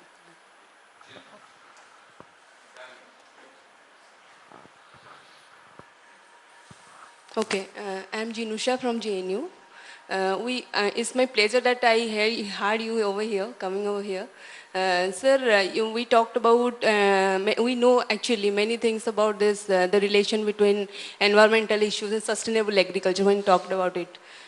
So there is a contradiction I find somewhere that we talk about technology in agriculture. And while bringing the technology, we use more this, giving more importance to pesticides and insecticides like that, fertilizers and these issues. And in fact, India is one of the poorest country in using these fertilizers and compared to the developed countries. So where do you put you're thinking about this agreement on agricultural WTO issues? So I want to know something briefly about what do you view about these issues, while giving more importance to growing productivity in agriculture, along with the sustainable agricultural issues. Okay. Very good. So I'm going to try to answer these questions. They are difficult questions, each one of them difficult in its own way. The first one effectively raised the question about agriculture as a prerequisite for development. Because classically, and I mean by that not 19th century classical economists, but classical development economists, late 40s, 50s, 60s, maintained that industrialization is the key to development. I think there is no question but that one of the most robust relationships in economics is the relationship between industrialization and the level of development. No agricultural country is rich. No industrialized country is poor. If you do a 2 by 2 table, okay, then you'll get all the countries on the diagonal. Poor, rich, industrial, agricultural. All the countries, no off-diagonal countries at all. So from that, you can draw the lesson that if you do not industrialize, you will not develop. The most agricultural rich countries are, for example, Australia, New Zealand, Switzerland, Denmark. But you know, their shares of agriculture in GDP are also miserably small. 3%, 3.5%, instead of 2%, 2.5% in the US or France and so on. Okay? So you can't dispute that. Industrialization is fundamental. But what you can dispute is whether industrialization generates surpluses which are then utilized somewhere else. This is actually not a well-founded idea. It's the other way around. You see, there are very few studies done about what is called intersectoral resource flows between agriculture and the rest of the economy. Because that is the kind of research that will answer the question. Okay? In fact, classical development economists, most especially Nicholas Kaldor, who is not actually a development economist, but nonetheless he wrote a lot about development, he maintained that agriculture should be taxed one way or another so that a surplus could be transferred from agriculture to industry. It's the other way around, you see. And I think that's more or less true. T.H. Lee did a very good study for Taiwan on intersectoral resource flows, establishing very convincingly that resources flowed from the rural to the urban sector. Ashoka Modi did a similar study. It was a CDS thesis long time ago for India. I don't think it was a very well done study at all, because the accounting of public resource flows between the sectors was not adequate. There was a similar study for Philippines, which again showed resources flowed from rural to urban areas. So my short answer to the question of which way the surpluses flow is that I'm not sure, but I have a strong presumption that it flows from agriculture to the rest of the economy, including especially modern industry. As to the question of agriculture as a prerequisite, you know, this is economics, so we can only speak in terms of correlations and probabilities, not absolute certainties. So in terms of correlations, yes, I think I've already given some arguments. All the early industrializers experienced agricultural revolutions, whether it's the Netherlands or England or France or the United States or Germany. Every one of these countries experienced a significant agricultural revolution. It may not have been hybrid HYV seeds, much less biotech seeds, but nonetheless there were important improvements, rotation of crops, growing of turnips and so on. There's a lot known to economic historians about this. So that's first point. Second point, East Asia, my example. Last point, the World Bank has run a number of studies. Generally, I cite World Bank not for the conclusions that they draw, but for the correlations that they've painted. And they've found that generally, over a wide cross-section of developing countries, the faster the growth of agriculture, the faster the growth of GDP. And this is not simply explained by the tautologous share of agriculture in GDP. Okay? Now, Anita's question is about Gujarat, and that's a really difficult question. But first point I want to make is that, you know, Gujarat is not a country. For that matter, you know, even India is not a completely autarkic economy. We are also connected with the rest of the world. But certainly Gujarat is intimately connected with the rest of India. So as you said, Gujarat is food deficit, and therefore it gets its food from the rest of the world mostly being the rest of India, and so on. So it's entirely possible that what you need is an inter-industry calculation of the contributions of agriculture in Gujarat, not just to Gujarat development, but to all India development. And conversely, Gujarat's development to the extent that it has depended on contributions from the rest of the economy.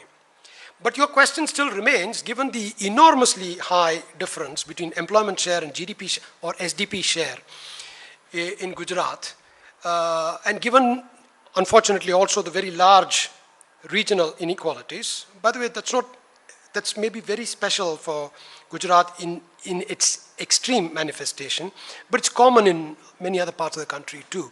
What do I see as agriculture's future contribution to growth, I think, is what you said. Right, you mean development. Yes, you mean development, right. Well, I would say the answer would be the same as the answer one would give for India with the qualifications that I've just made, namely that Gujarat is part of India, and so there are two-way contributions going across states also. And that answer is a very troubled one. I don't pretend to have a very nice answer. As I've already said, Indian agriculture today is at a very different juncture than it was 50 years ago. Just the GDP share is substantially less today than it was 50 years ago. Even the employment share, by the way, at an all India level has come down, not hugely, but it has come down. And you could also argue that quote-unquote self-sufficiency has been attained in India, but self-sufficiency only in a very limited supply side point of view. So I think, yes, I am afraid that the growth contributions of agriculture will mainly come from its commercialization. That doesn't necessarily mean its conversion to capitalist development pure and simple. You can still have peasant production. There's a very interesting idea that was developed by a Cambridge political scientist, I forget his name now, who talked about how peasants don't really disappear in the long run out of agriculture, even in the advanced countries. Family farmers survive, but they're heavily capitalized family farms. A typical family farm in the Midwest in the United States employs a lot of capital, maybe several $1 million worth of investment in a single family farm, reliant mainly on its own labor. That's the definition of family farm. So you may very well have, medium-sized farms, let's say, surviving in a state like Gujarat, but you may also get commercial growers, corporate growers, and so on. And some of the tendencies of Indian policy thinking is in that direction: contract farming, corporate farming, a complete food chain from Reliance Fresh down to the farm level, and so on. So if that happens, you will see one way or another it will be via the commercialization of agriculture. That's the first point. Secondly, any agricultural growth, in particular food growth, is of course bound to help towards increasing food supply, which is not the same thing as increasing food demand. So my main concern here is that if you just take the commercial route, you're not going to get a very substantial increase in the demand for food.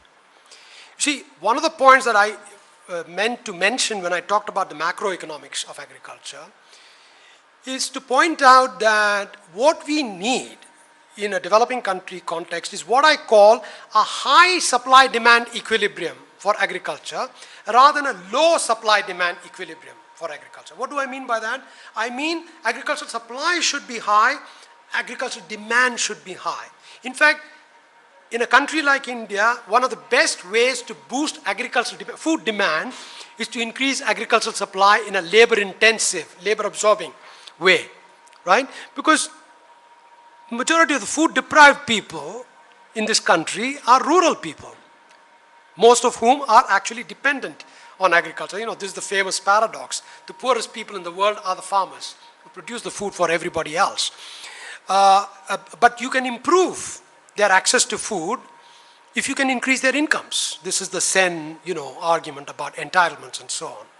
But how do you increase the incomes of poor farmers? By improving their productivity and their farm output.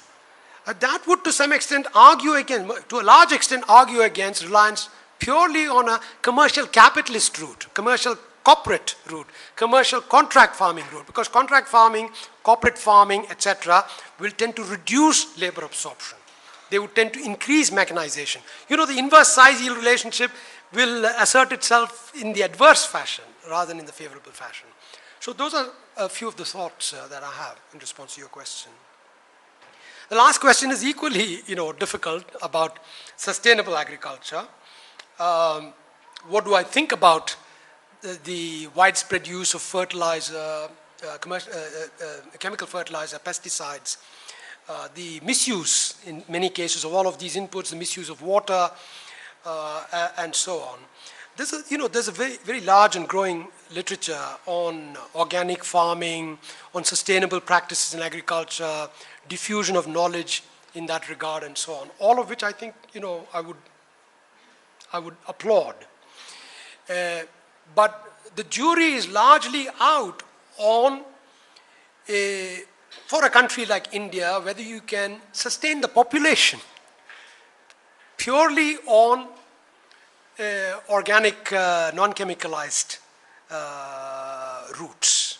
See what I'm saying? To sustain agriculture is one thing, to sustain the population is another thing. Unfortunately, not all good things go together. Certainly in this case, maybe they don't go together. One hopes they would. So I'm saying, when I say the jury is still out, people are trying out various things. People are writing a lot about sustainable practices. People are writing a lot about organic farming.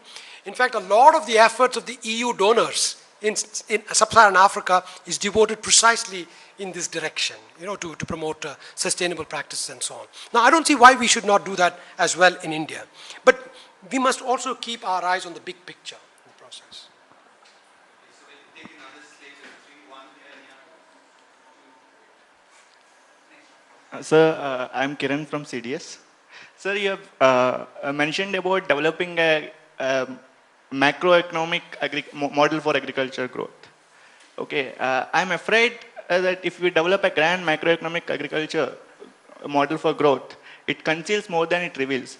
I say this because you have rightly mentioned a vast heterogeneities that we have in Indian agriculture, class structure and differences in topography and various other reasons. So, sir, do you suggest to have a region-specific agriculture model than having a broad macroeconomic model? Sorry, regional model. Region-specific model for agriculture growth. Okay.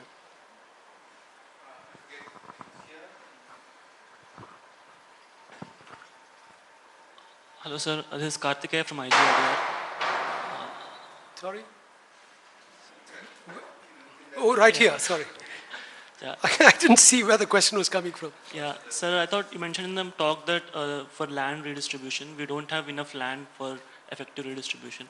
In this light, do you think that giving access to tenants to institutional credit, like I think the Andhra Pradesh government is trying to do something like that, where tenants get a certificate that they are authorized tenants and they can get access to institutional credit.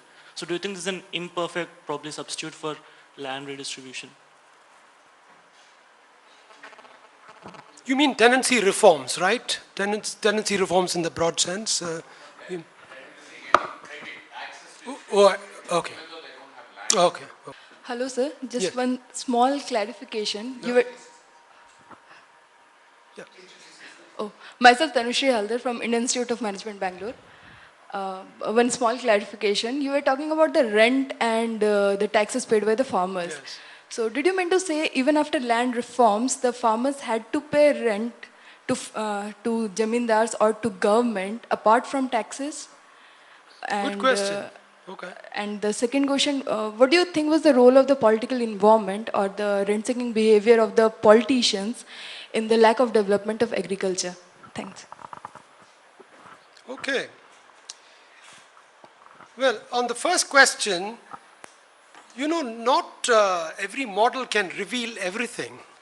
In fact, a model can reveal anything at all precisely because it conceals some things. This is a very nice argument that Amartya Sen made. I've cited Amartya Sen far too many times. I admire him, but I'm also a very sharp critic of a lot of his writings, not to mention his politics, but that's a different matter. But whenever I've cited him for good reason. Amartya Sen wrote in the Cambridge Journal of Economics, when he wrote about labor theory of value, you're familiar with the labor theory of value. He said, look, if you had to have a single factor explanation of relative prices, the best explanation you would get from the labor content of those commodities. Okay? And then he went on to say, of course, this would not be a very accurate description, but so is the description which says Michelangelo produced David. It's not completely accurate, is it? The David statue that stands in the Florence Academy, which was produced by Michelangelo. Well, there was this enormous piece of marble which had to be cut from the Carrara mountain and had to be dragged down the mountainside. and brought to Florence, and it lay there for a while, etc., etc., etc., until Michelangelo made a request to the city fathers, can I work on this marble? Oh, of course you can take it, it's a rusty old piece, we don't care for it. And he produced what is considered the greatest single piece of sculpture this side of the Greeks. Well, this is the Western view, so at least... so Sen says, it's inaccurate to say that Michelangelo produced David. But nobody in their right mind would say that you should not therefore say, every time you say you should do, make this complete description. So in that sense, models conceal and reveal at the same time. They reveal precisely by concealing. Now, having said that, the question is, are macro models involving agriculture useful? Well, it depends on the question you're addressing, you see. For example, if you're talking about a massive liberalization of the European farm subsidy programs, okay? You're familiar. The Europeans subsidize, Europeans and other advanced countries subsidize their agriculture enormously. Suppose you liberalize that. How would this affect food prices in the world economy? How would this affect poor people, rich people in rich countries as well as in poor countries, and so forth and so on? You want to address all those questions. Okay? Any macro model that you construct will have to give prominence to agriculture. You follow? See, a lot of people do what are called CGE models, computable general equilibrium models. But their details vary enormously, depending on the question they are concerned with. Somebody who wants to construct a macro CGE model because he's interested in industrial policies is going to give great prominence to the industrial sector, divided into multiple subsectors and so on and so forth. But in the EU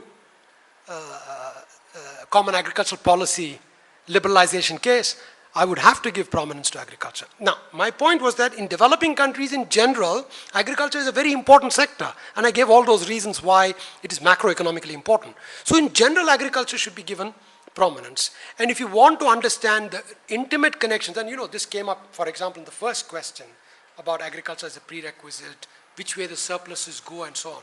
To answer those kinds of questions, you must construct a macroeconomic model, I think. I mean, I'm not saying you must, because some people are able to do macroeconomic models just on the back of the envelope. And sometimes they get better answers than people who construct big models. But nonetheless, if you're interested in constructing a macro model, depending on the question, you might want to give prominence to agriculture. Now, this does not mean that you should not construct region-specific models.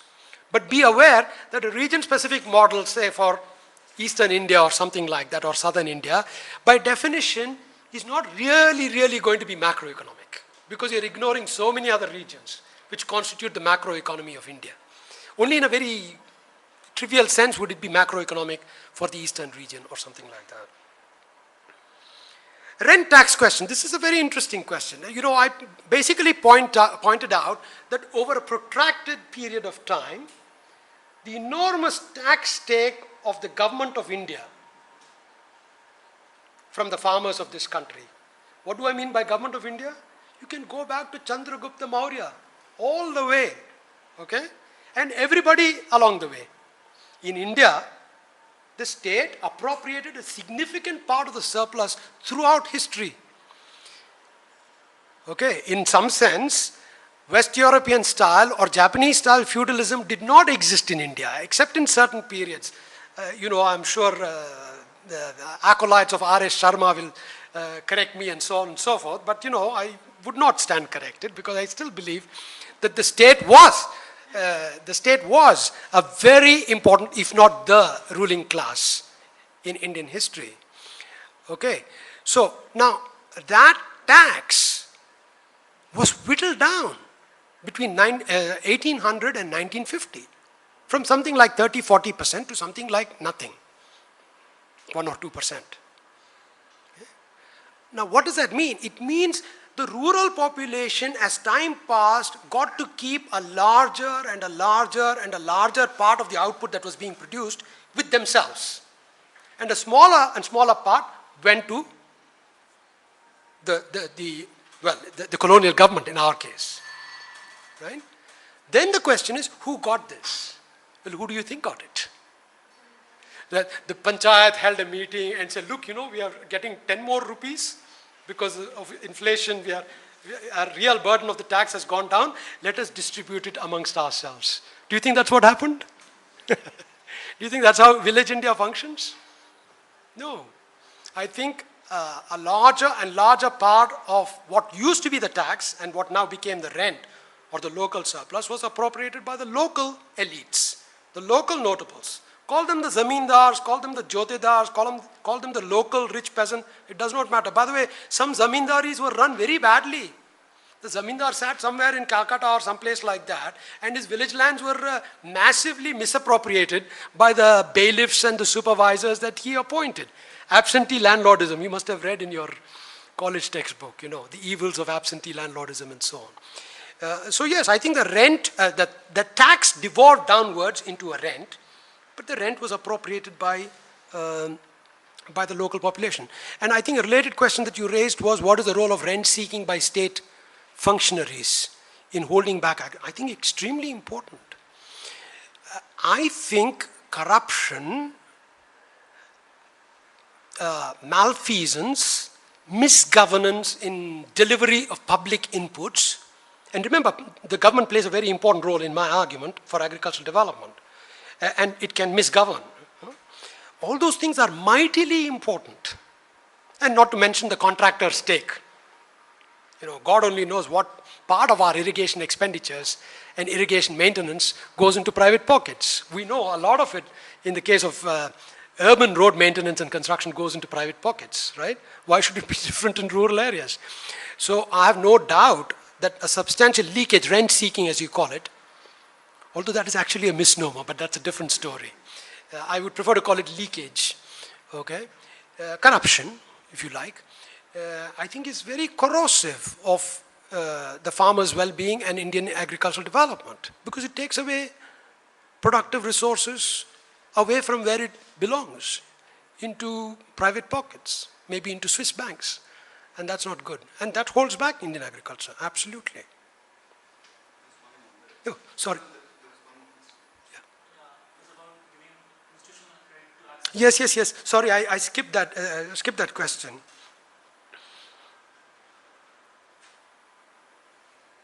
Well, there is a very important argument that Keith Griffin, have you heard the name? Keith Griffin is a development economist. A very important argument that Keith Griffin and his collaborators developed. In fact, he has developed it over many years. It's the argument that, of course, it's well known, credit markets fail routinely in a variety of ways. In fact, the current crisis, the world crisis, is nothing but a credit market failure, financial market failure, and so on. So Keith Griffin and company point out that one of the important ways in which the credit market fails is that small guys don't get the money.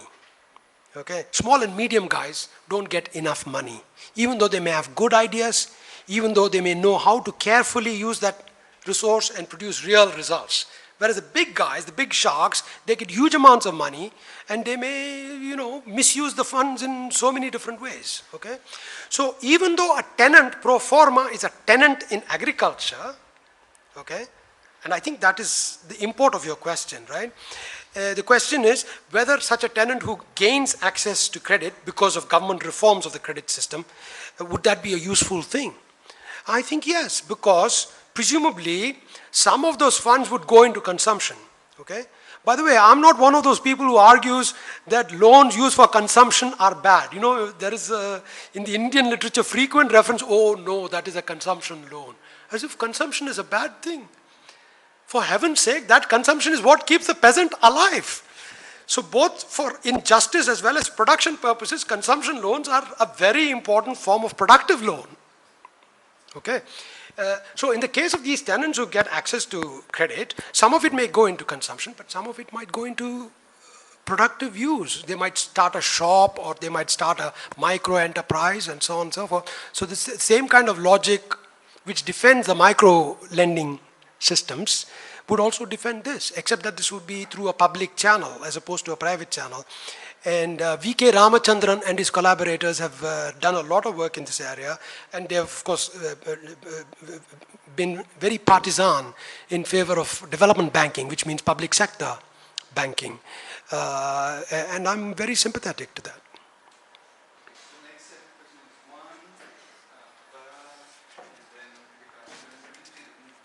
size of land holdings in India is, I think, less than 2 hectares now.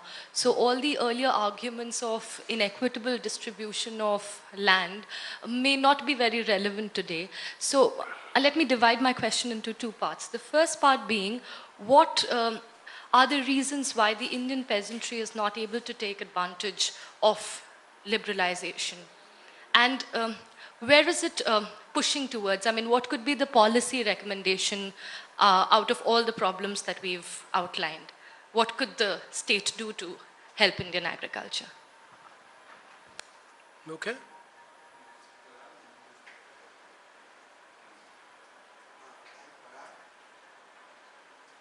I am Parag and working with the Azim Premji Foundation. Sir, if I have correctly understood you, earlier you said that agriculture development per se is solely on the state initiative. It has been historically, right, in some sense. And also at the later part of your talk, you say that in some sense public investment has to be increased for to address the agrarian questions. So how do you see this could be done when again we are experiencing that a lot of corporations enter into the foray, corporate farming is happening, contract farming is happening, a lot of lands are being transferred for horticulture or the other kind of crops where you don't have crops for consumption. How do you see this could happen, or possible way of? I want to know one thing. I'm a little confused here after listening to your lecture. That is, India is facing the issues of farmers' suicide. And just now you talked about a little bit of liberalization and market connecting to the agriculture. So is debt the only reason for farmer suicide, and what is the reason for this debt? So I feel all of them so strongly connected. I want to know your stand in this, a little bit more understanding. All of them being strongly connected, meaning what do you have in mind? I have in mind... Other than debt, what else do you have in mind? Yeah, debt is... Why do they need to take debt? That is also because they are lured by increase in productivity, lack of education, of right use of the kind of, say, fertilizers or things coming into the market. Okay, so I think we have a batch of 3. By the way, the absolute size of land holdings per se is a somewhat dangerous yardstick to go by, okay? 30 hectares of land, I repeat, 30 hectares of land in Argentina is considered a marginal farm.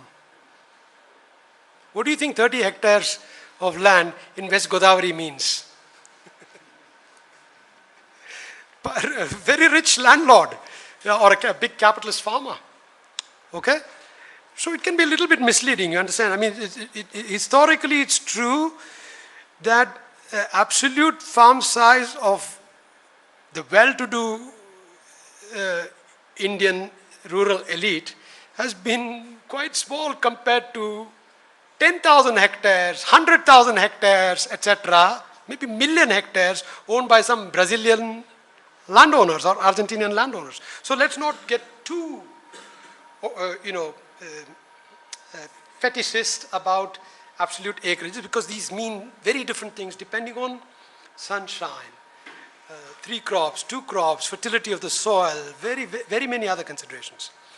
And in any case, inequality is inequality, right? Inequality is inequality. When you compare Gini coefficients, do you care what the absolute level of income is? No. So, the average size might be 2.5 hectares. I think that's what you said, 2 hectares. But somebody has 5 hectares, somebody else has 0.5 hectares. That's just as unequal as somebody having 10,000 hectares and whatever the 0.5 of 10,000 is. So if you're concerned about inequality, then you have to pay attention to what matters, which is the size distribution of land holdings, among other things, not just the absolute size. Now, having said that, I agree with you that through a combination of processes, including demographic processes, okay? And the flight from the land of many of the elites in India, okay? Think of Bengali zamindar families. They no longer live in rural Bengal, do they? Certainly this is true of all the Hindu Bengali landlords of Bangladesh and most of the landlords of Bangladesh. A reduction in inequality. Although Ramachandran's survey seems to suggest that there has actually been an increase in inequality. Okay? Be that as it may, I think what you're really implying is maybe land reform is not such a hard deal after all anymore. I think that's true. I think I implied as much. But you know, still you've got to remember there is land reform and there is land reform. You know, the land to the tiller is only one kind of land reform. You can have many other kinds of reforms in agriculture, including supplying of inputs, cooperative marketing, cooperative credit. And of course you can say cooperatives are also passé because cooperatives have failed in India. Okay, but I'm not one of those economists who says, okay, it failed and therefore it's a failure and it can never succeed. How can I say that? If cooperatives have no future, humanity has no future. Don't you think? Otherwise, how are we going to tackle the global warming problem? Just to give you one example, not to mention wars and imperialism and many other problems, financial crises. Why are peasants not able to take advantage of liberalization? Well, I think peasants are rational, you know. I don't agree with Schulz that developing country agriculture is efficient but poor. But I don't disagree with Schulz that peasants can be rational without agriculture being efficient. That has nothing to do with peasant irrationality. It has to do with systemic irrationality. But rational peasants will take advantage if there is advantage to be taken off. But Vamsi's work, both in the specific Telangana context but also more broadly, shows that the broad tendency under liberalization has been to reduce the domain of advantage issuing from the state towards the farmers. Subsidies have been knocked down. Import quotas have been lifted or reduced. Okay? All of these things have served in many cases, not all cases, in many cases, to reduce output prices and to raise input prices. Okay?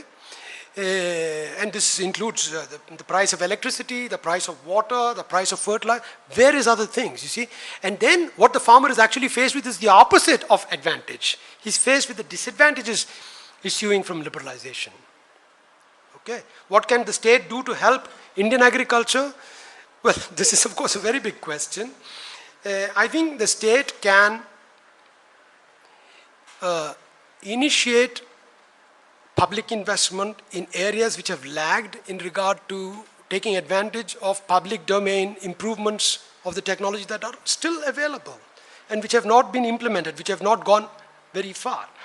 The state can begin to regulate the utilization of groundwater. There's a tremendous amount of trouble in groundwater land, so to speak, in rural areas in this country because it's overexploited. It results in beggar my neighbor kind of situation. It's a war of all against all.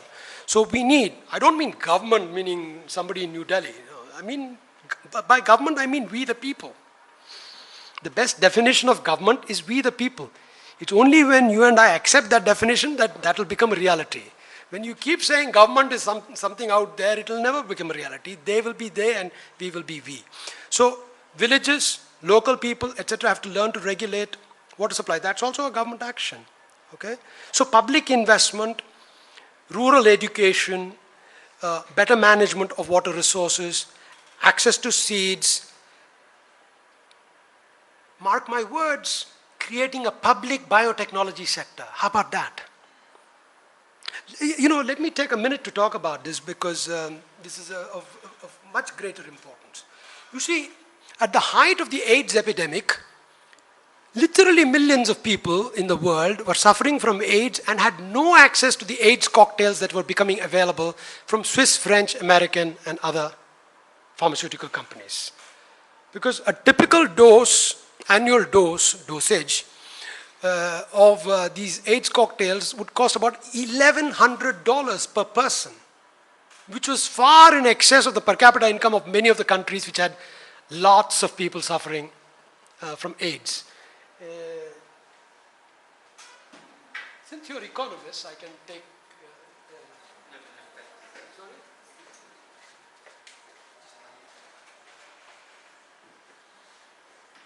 Price of the medicine, number of patients affected. Okay? Assume that it's a market, there is no government distribution, so that's the demand. Now, as you know, the main cost in producing a new formula is the development cost of the formula. The cost of producing the formula is peanuts. Peanuts, you know, producing it and distributing it. So let's say, and that's called marginal cost. Okay? Let's say the marginal cost of producing AIDS cocktail is somewhere there. Okay? And any self-respecting economist would tell you that efficient price means marginal cost price. Okay? So what's the efficient price? P star. Which is the marginal cost. How many patients are covered? One hell of a lot. Okay? Let's say this is $50. I'm being generous now, okay? It's not $50, probably $2. But what's the price in the market? There's not enough space here because I have to extend this. But if you will forgive me, I will draw it anyway. It's a price. Okay? So how many people are actually benefiting? 1 million people. Mostly in the advanced countries. How many people are not benefiting? Let's say 12 million. I don't know these numbers, so don't hold me. So I can say, quite reasonably, okay, that the pharmaceutical companies of the world are saving 1 million people every year and they are killing 12 million people every year. Anybody wants to contradict me? Or let's say, society, yes, you want to contradict me. I'm sorry if I got you wrong, but probability of falling does not depend on the price of medicine, right? No, this is not the problem. No, these are already sick people. Sorry, I should mention these are patients, number of patients, number of AIDS sufferers. Okay. So I can say that pharmaceutical companies are saving 1 million lives and they are killing 12 million people. Or at least I can say society is sanctioning the annual killing of 11 million people. Why do I say that? Because those 11 million people can be saved here and now. Do you agree? We're just giving it to them at $50. Okay? So why can't we give it to them at $50? Supposedly the pharmaceutical companies will not innovate in the first place. So I say, the hell with pharmaceutical companies. Create a public domain of pharmaceutical research. You say, of course this will not work. I say, where are you? Are you on this planet? Do you know where biotechnology comes from? Minimally it comes from the DNA model. DNA model was produced by 2 poorly paid Cambridge professors, including a 24-year-old. Okay? Got the Nobel Prize. How much of private profit from knowledge today, which is sanctioned by the IPR regimes throughout the world and which was forced down the throats of the developing world in WTO. The WTO has major contribution. Okay? That's not so much this is, what is that? Tariff, quota, etc. No. It was a uniform IPR regime throughout the world, including India, was forced to accept the Paris Accords. So under these IPR regimes, what we are seeing is something like this model. But all of those profits that these companies are garnering, and by the way, they're garnering a lot of profits. And you know why? Because they constantly say we need this money, these prices, because we spend so much on development. You know what? It turns out of every dollar on new formulas developed by American corporations, 33 cents go to lobbying the doctors, including taking them to South Pacific Islands, etc., etc. I don't have to go through the corruption that prevails. It's not about development dollars. And I say, why should we give our money and our society's sanctions to these greedy corporations? We have our not so greedy professors. I'm not this But yes, I'm sorry, some of our professors are also becoming very greedy because they want to enjoy the benefits of public sector occupation as a professor, become laureate, gold medal, wearing that hat. Whenever it's convenient, they step out, wear another hat and become CEO of a new startup in biotechnology and make their millions as well. No, they are developing these corporate bad habits. That's the kind of world that we live in. So, you understand, you want competition, that's fine. Professors compete. Don't you know? It may not be so common in economics, but in the sciences, they compete like sharks. They miss each other by a few days. He invents it before me by a few days, discovers, and I lose out. The rest of my life is doomed, whereas he goes on to get a Nobel Prize. There is heavy competition in the public sector of academic research. We can reproduce it by having multiple pharmaceutical labs throughout the world. And I say, let's replicate this model, not just for pharmaceuticals, but for all knowledge. And you know why? Knowledge is a public good. You're economists, you know what a public good is. You know what public good is? Yeah. In the case of public good, the marginal cost of production is zero. Well, this is not zero, but it's very nearly zero. Compared to 1100, this is zero. Okay? So it's very nearly a public good. So reproduce this for all knowledge, and in particular for biotechnology. So I'm saying, what was the question? What can government do?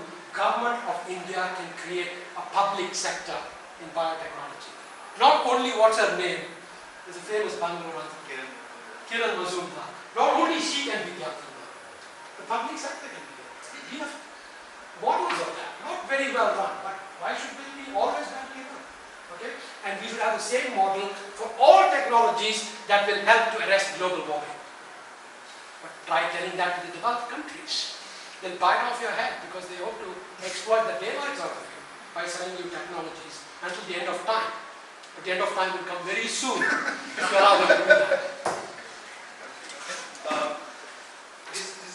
Let me just follow up. What's the situation now? Privatization is taking place and so on.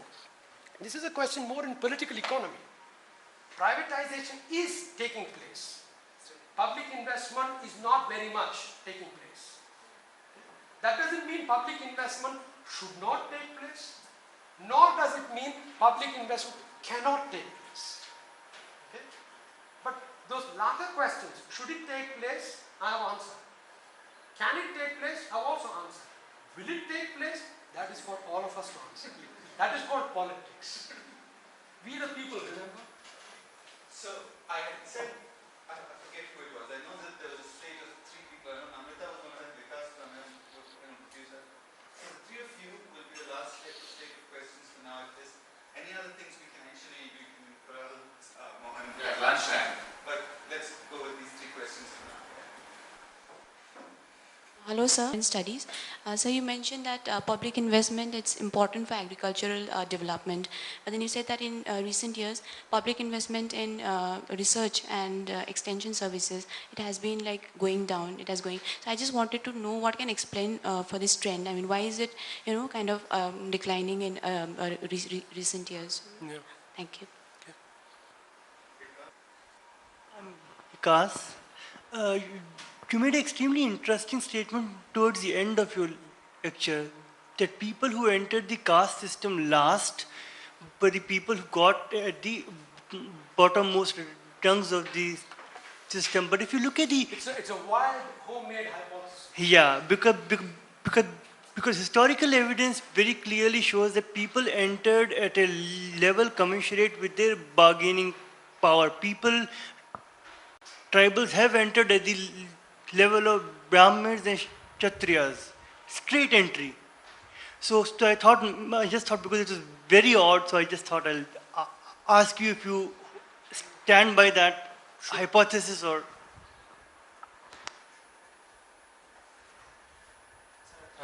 I'm Shashwato from University of Hyderabad. I don't know if I have missed that. Did you touch even implicitly the mode of production debate, because the name is Debates in Indian Agriculture. Yes. So, I thought whether you have touched, I have missed or something. And the other thing is, you said the food inflation is, more relevant for developing countries. I was wondering, food is also a very dominant part of the wage goods, even for developed countries. So, why only developing countries? Okay, very quickly.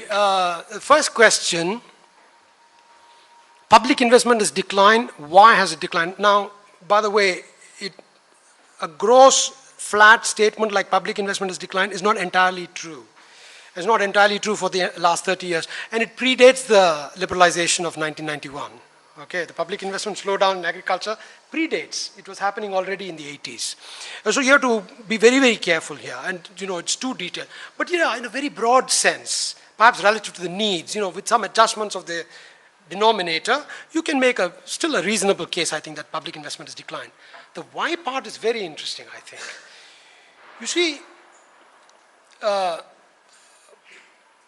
by the late 80s, there was a minority opinion, but still a vociferous minority opinion, backed, of course, by the world that domestic farm prices will find their levels at world levels, world dictated levels.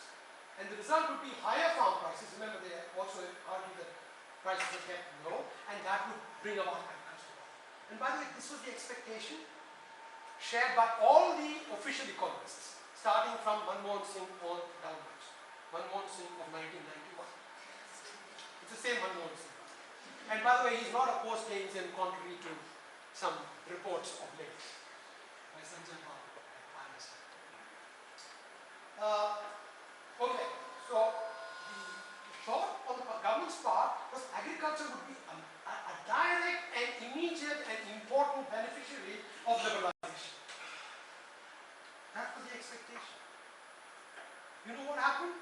The opposite. And you know why? Because these people who had developed this minority opinion, as I was saying, had a view of India's agricultural determinants, growth determinants, radically different from the one that I've painted here. And I've written about this for the last 30 years. Last 30 years. It has fallen on deaf ears. Okay? But that's the reality. And therefore, their expectations were frustrated. Now, why did public investment decline? Because, government always, wants to get rid of problems, So when a lobby wants something, they either satisfy it or they kick it in the teeth or do something. Right? So in the case of agriculture, they thought liberalization would be a great bonanza for the farmers. What more do we need to do? We can relax the public investment fee because we have to solve the budgetary deficit problem. Remember, the post-1991 central concern of the government was to shrink the budget deficit. That was the requirement, self-imposed or otherwise. Okay? And so in the process, public investment in agriculture was one of the sufferers. I think that largely explains this. Secondly, a bargaining power of last-in castes, last-in tribals. Note, my argument is not that the last people who come in are necessarily at the bottom. My argument simply is that a hierarchy of castes develops through the process of absorption of indigenous populations. And broadly speaking, the insiders, who by definition are first in, will be above the outsiders who are coming in later. This doesn't mean that somebody who comes in, let's say in the fourth year, somebody comes in the third year, he's at the bottom. Somebody comes in the fourth year, but he rises above the person in the third rank. He takes over the third rank, and the third ranker goes to the fourth. That is perfectly possible because of bargaining power. My point is, the fact remains that there is ranking 1, 2, 3, 4, and the broad correlation of the ranking is connected with the late or early mainstreamization of outsiders. But,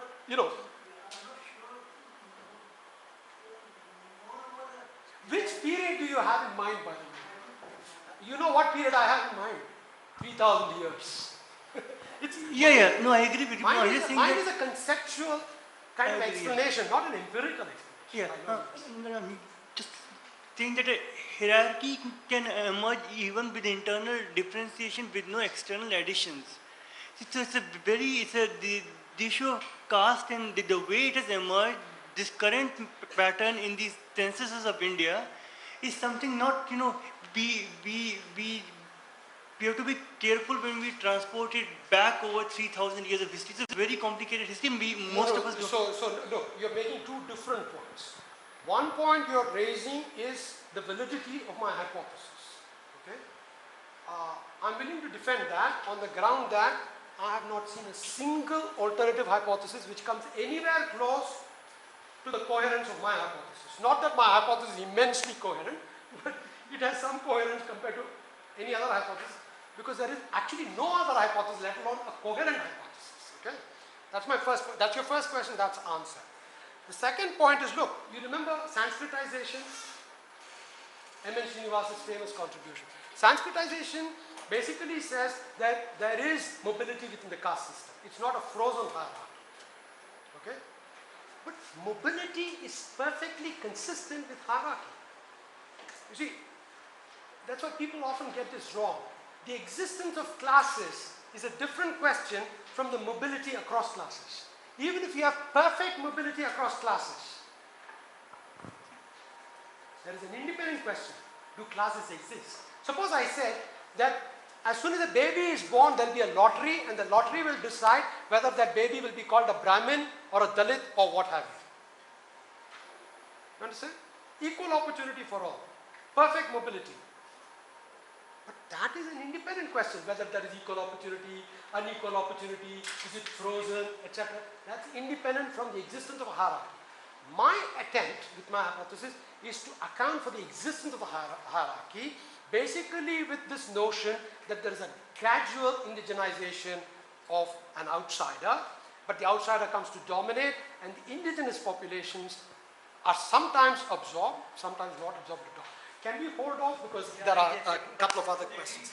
The last question is the mode of production.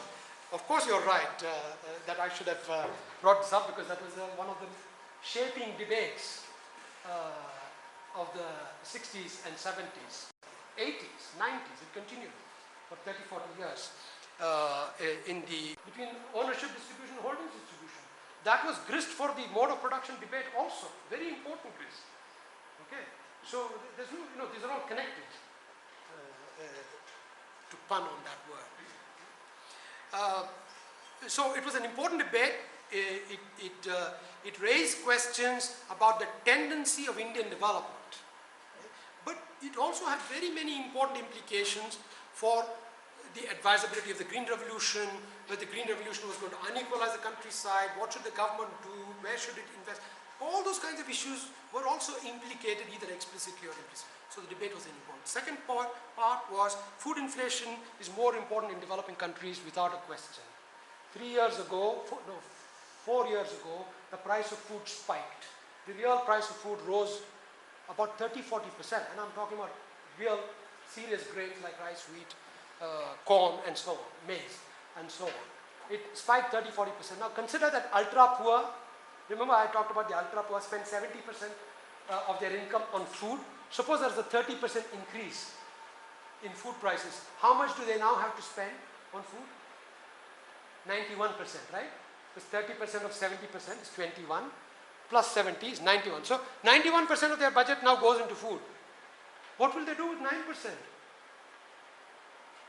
Okay? It's a gigantic slam on their budget, right?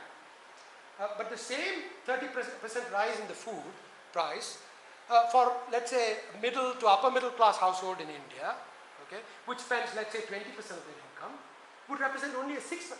I shouldn't say only, but it represents a 6% increase. It's still a hit, but it's not the slap in the face or worse that the poor guy experiences. The same kind of comparison holds across rich and poor countries. In the rich countries, the average budget share of food is 15-18%. In the poor countries, it's 50-60%. So it's bound to be macroeconomically much more important, much more important. Okay, I think we have done with this, except that there was a question I omitted, so if I may take one more. Shweta's question about farmer suicides. Is debt the sole cause of it? And why do they borrow? You know, we have an expert sitting in the audience, and I hope he will rise to the task at some point. I am referring to Vamsi, okay? But I'll, make a couple of brief statements. I've already pointed out suicide is a very complicated phenomenon.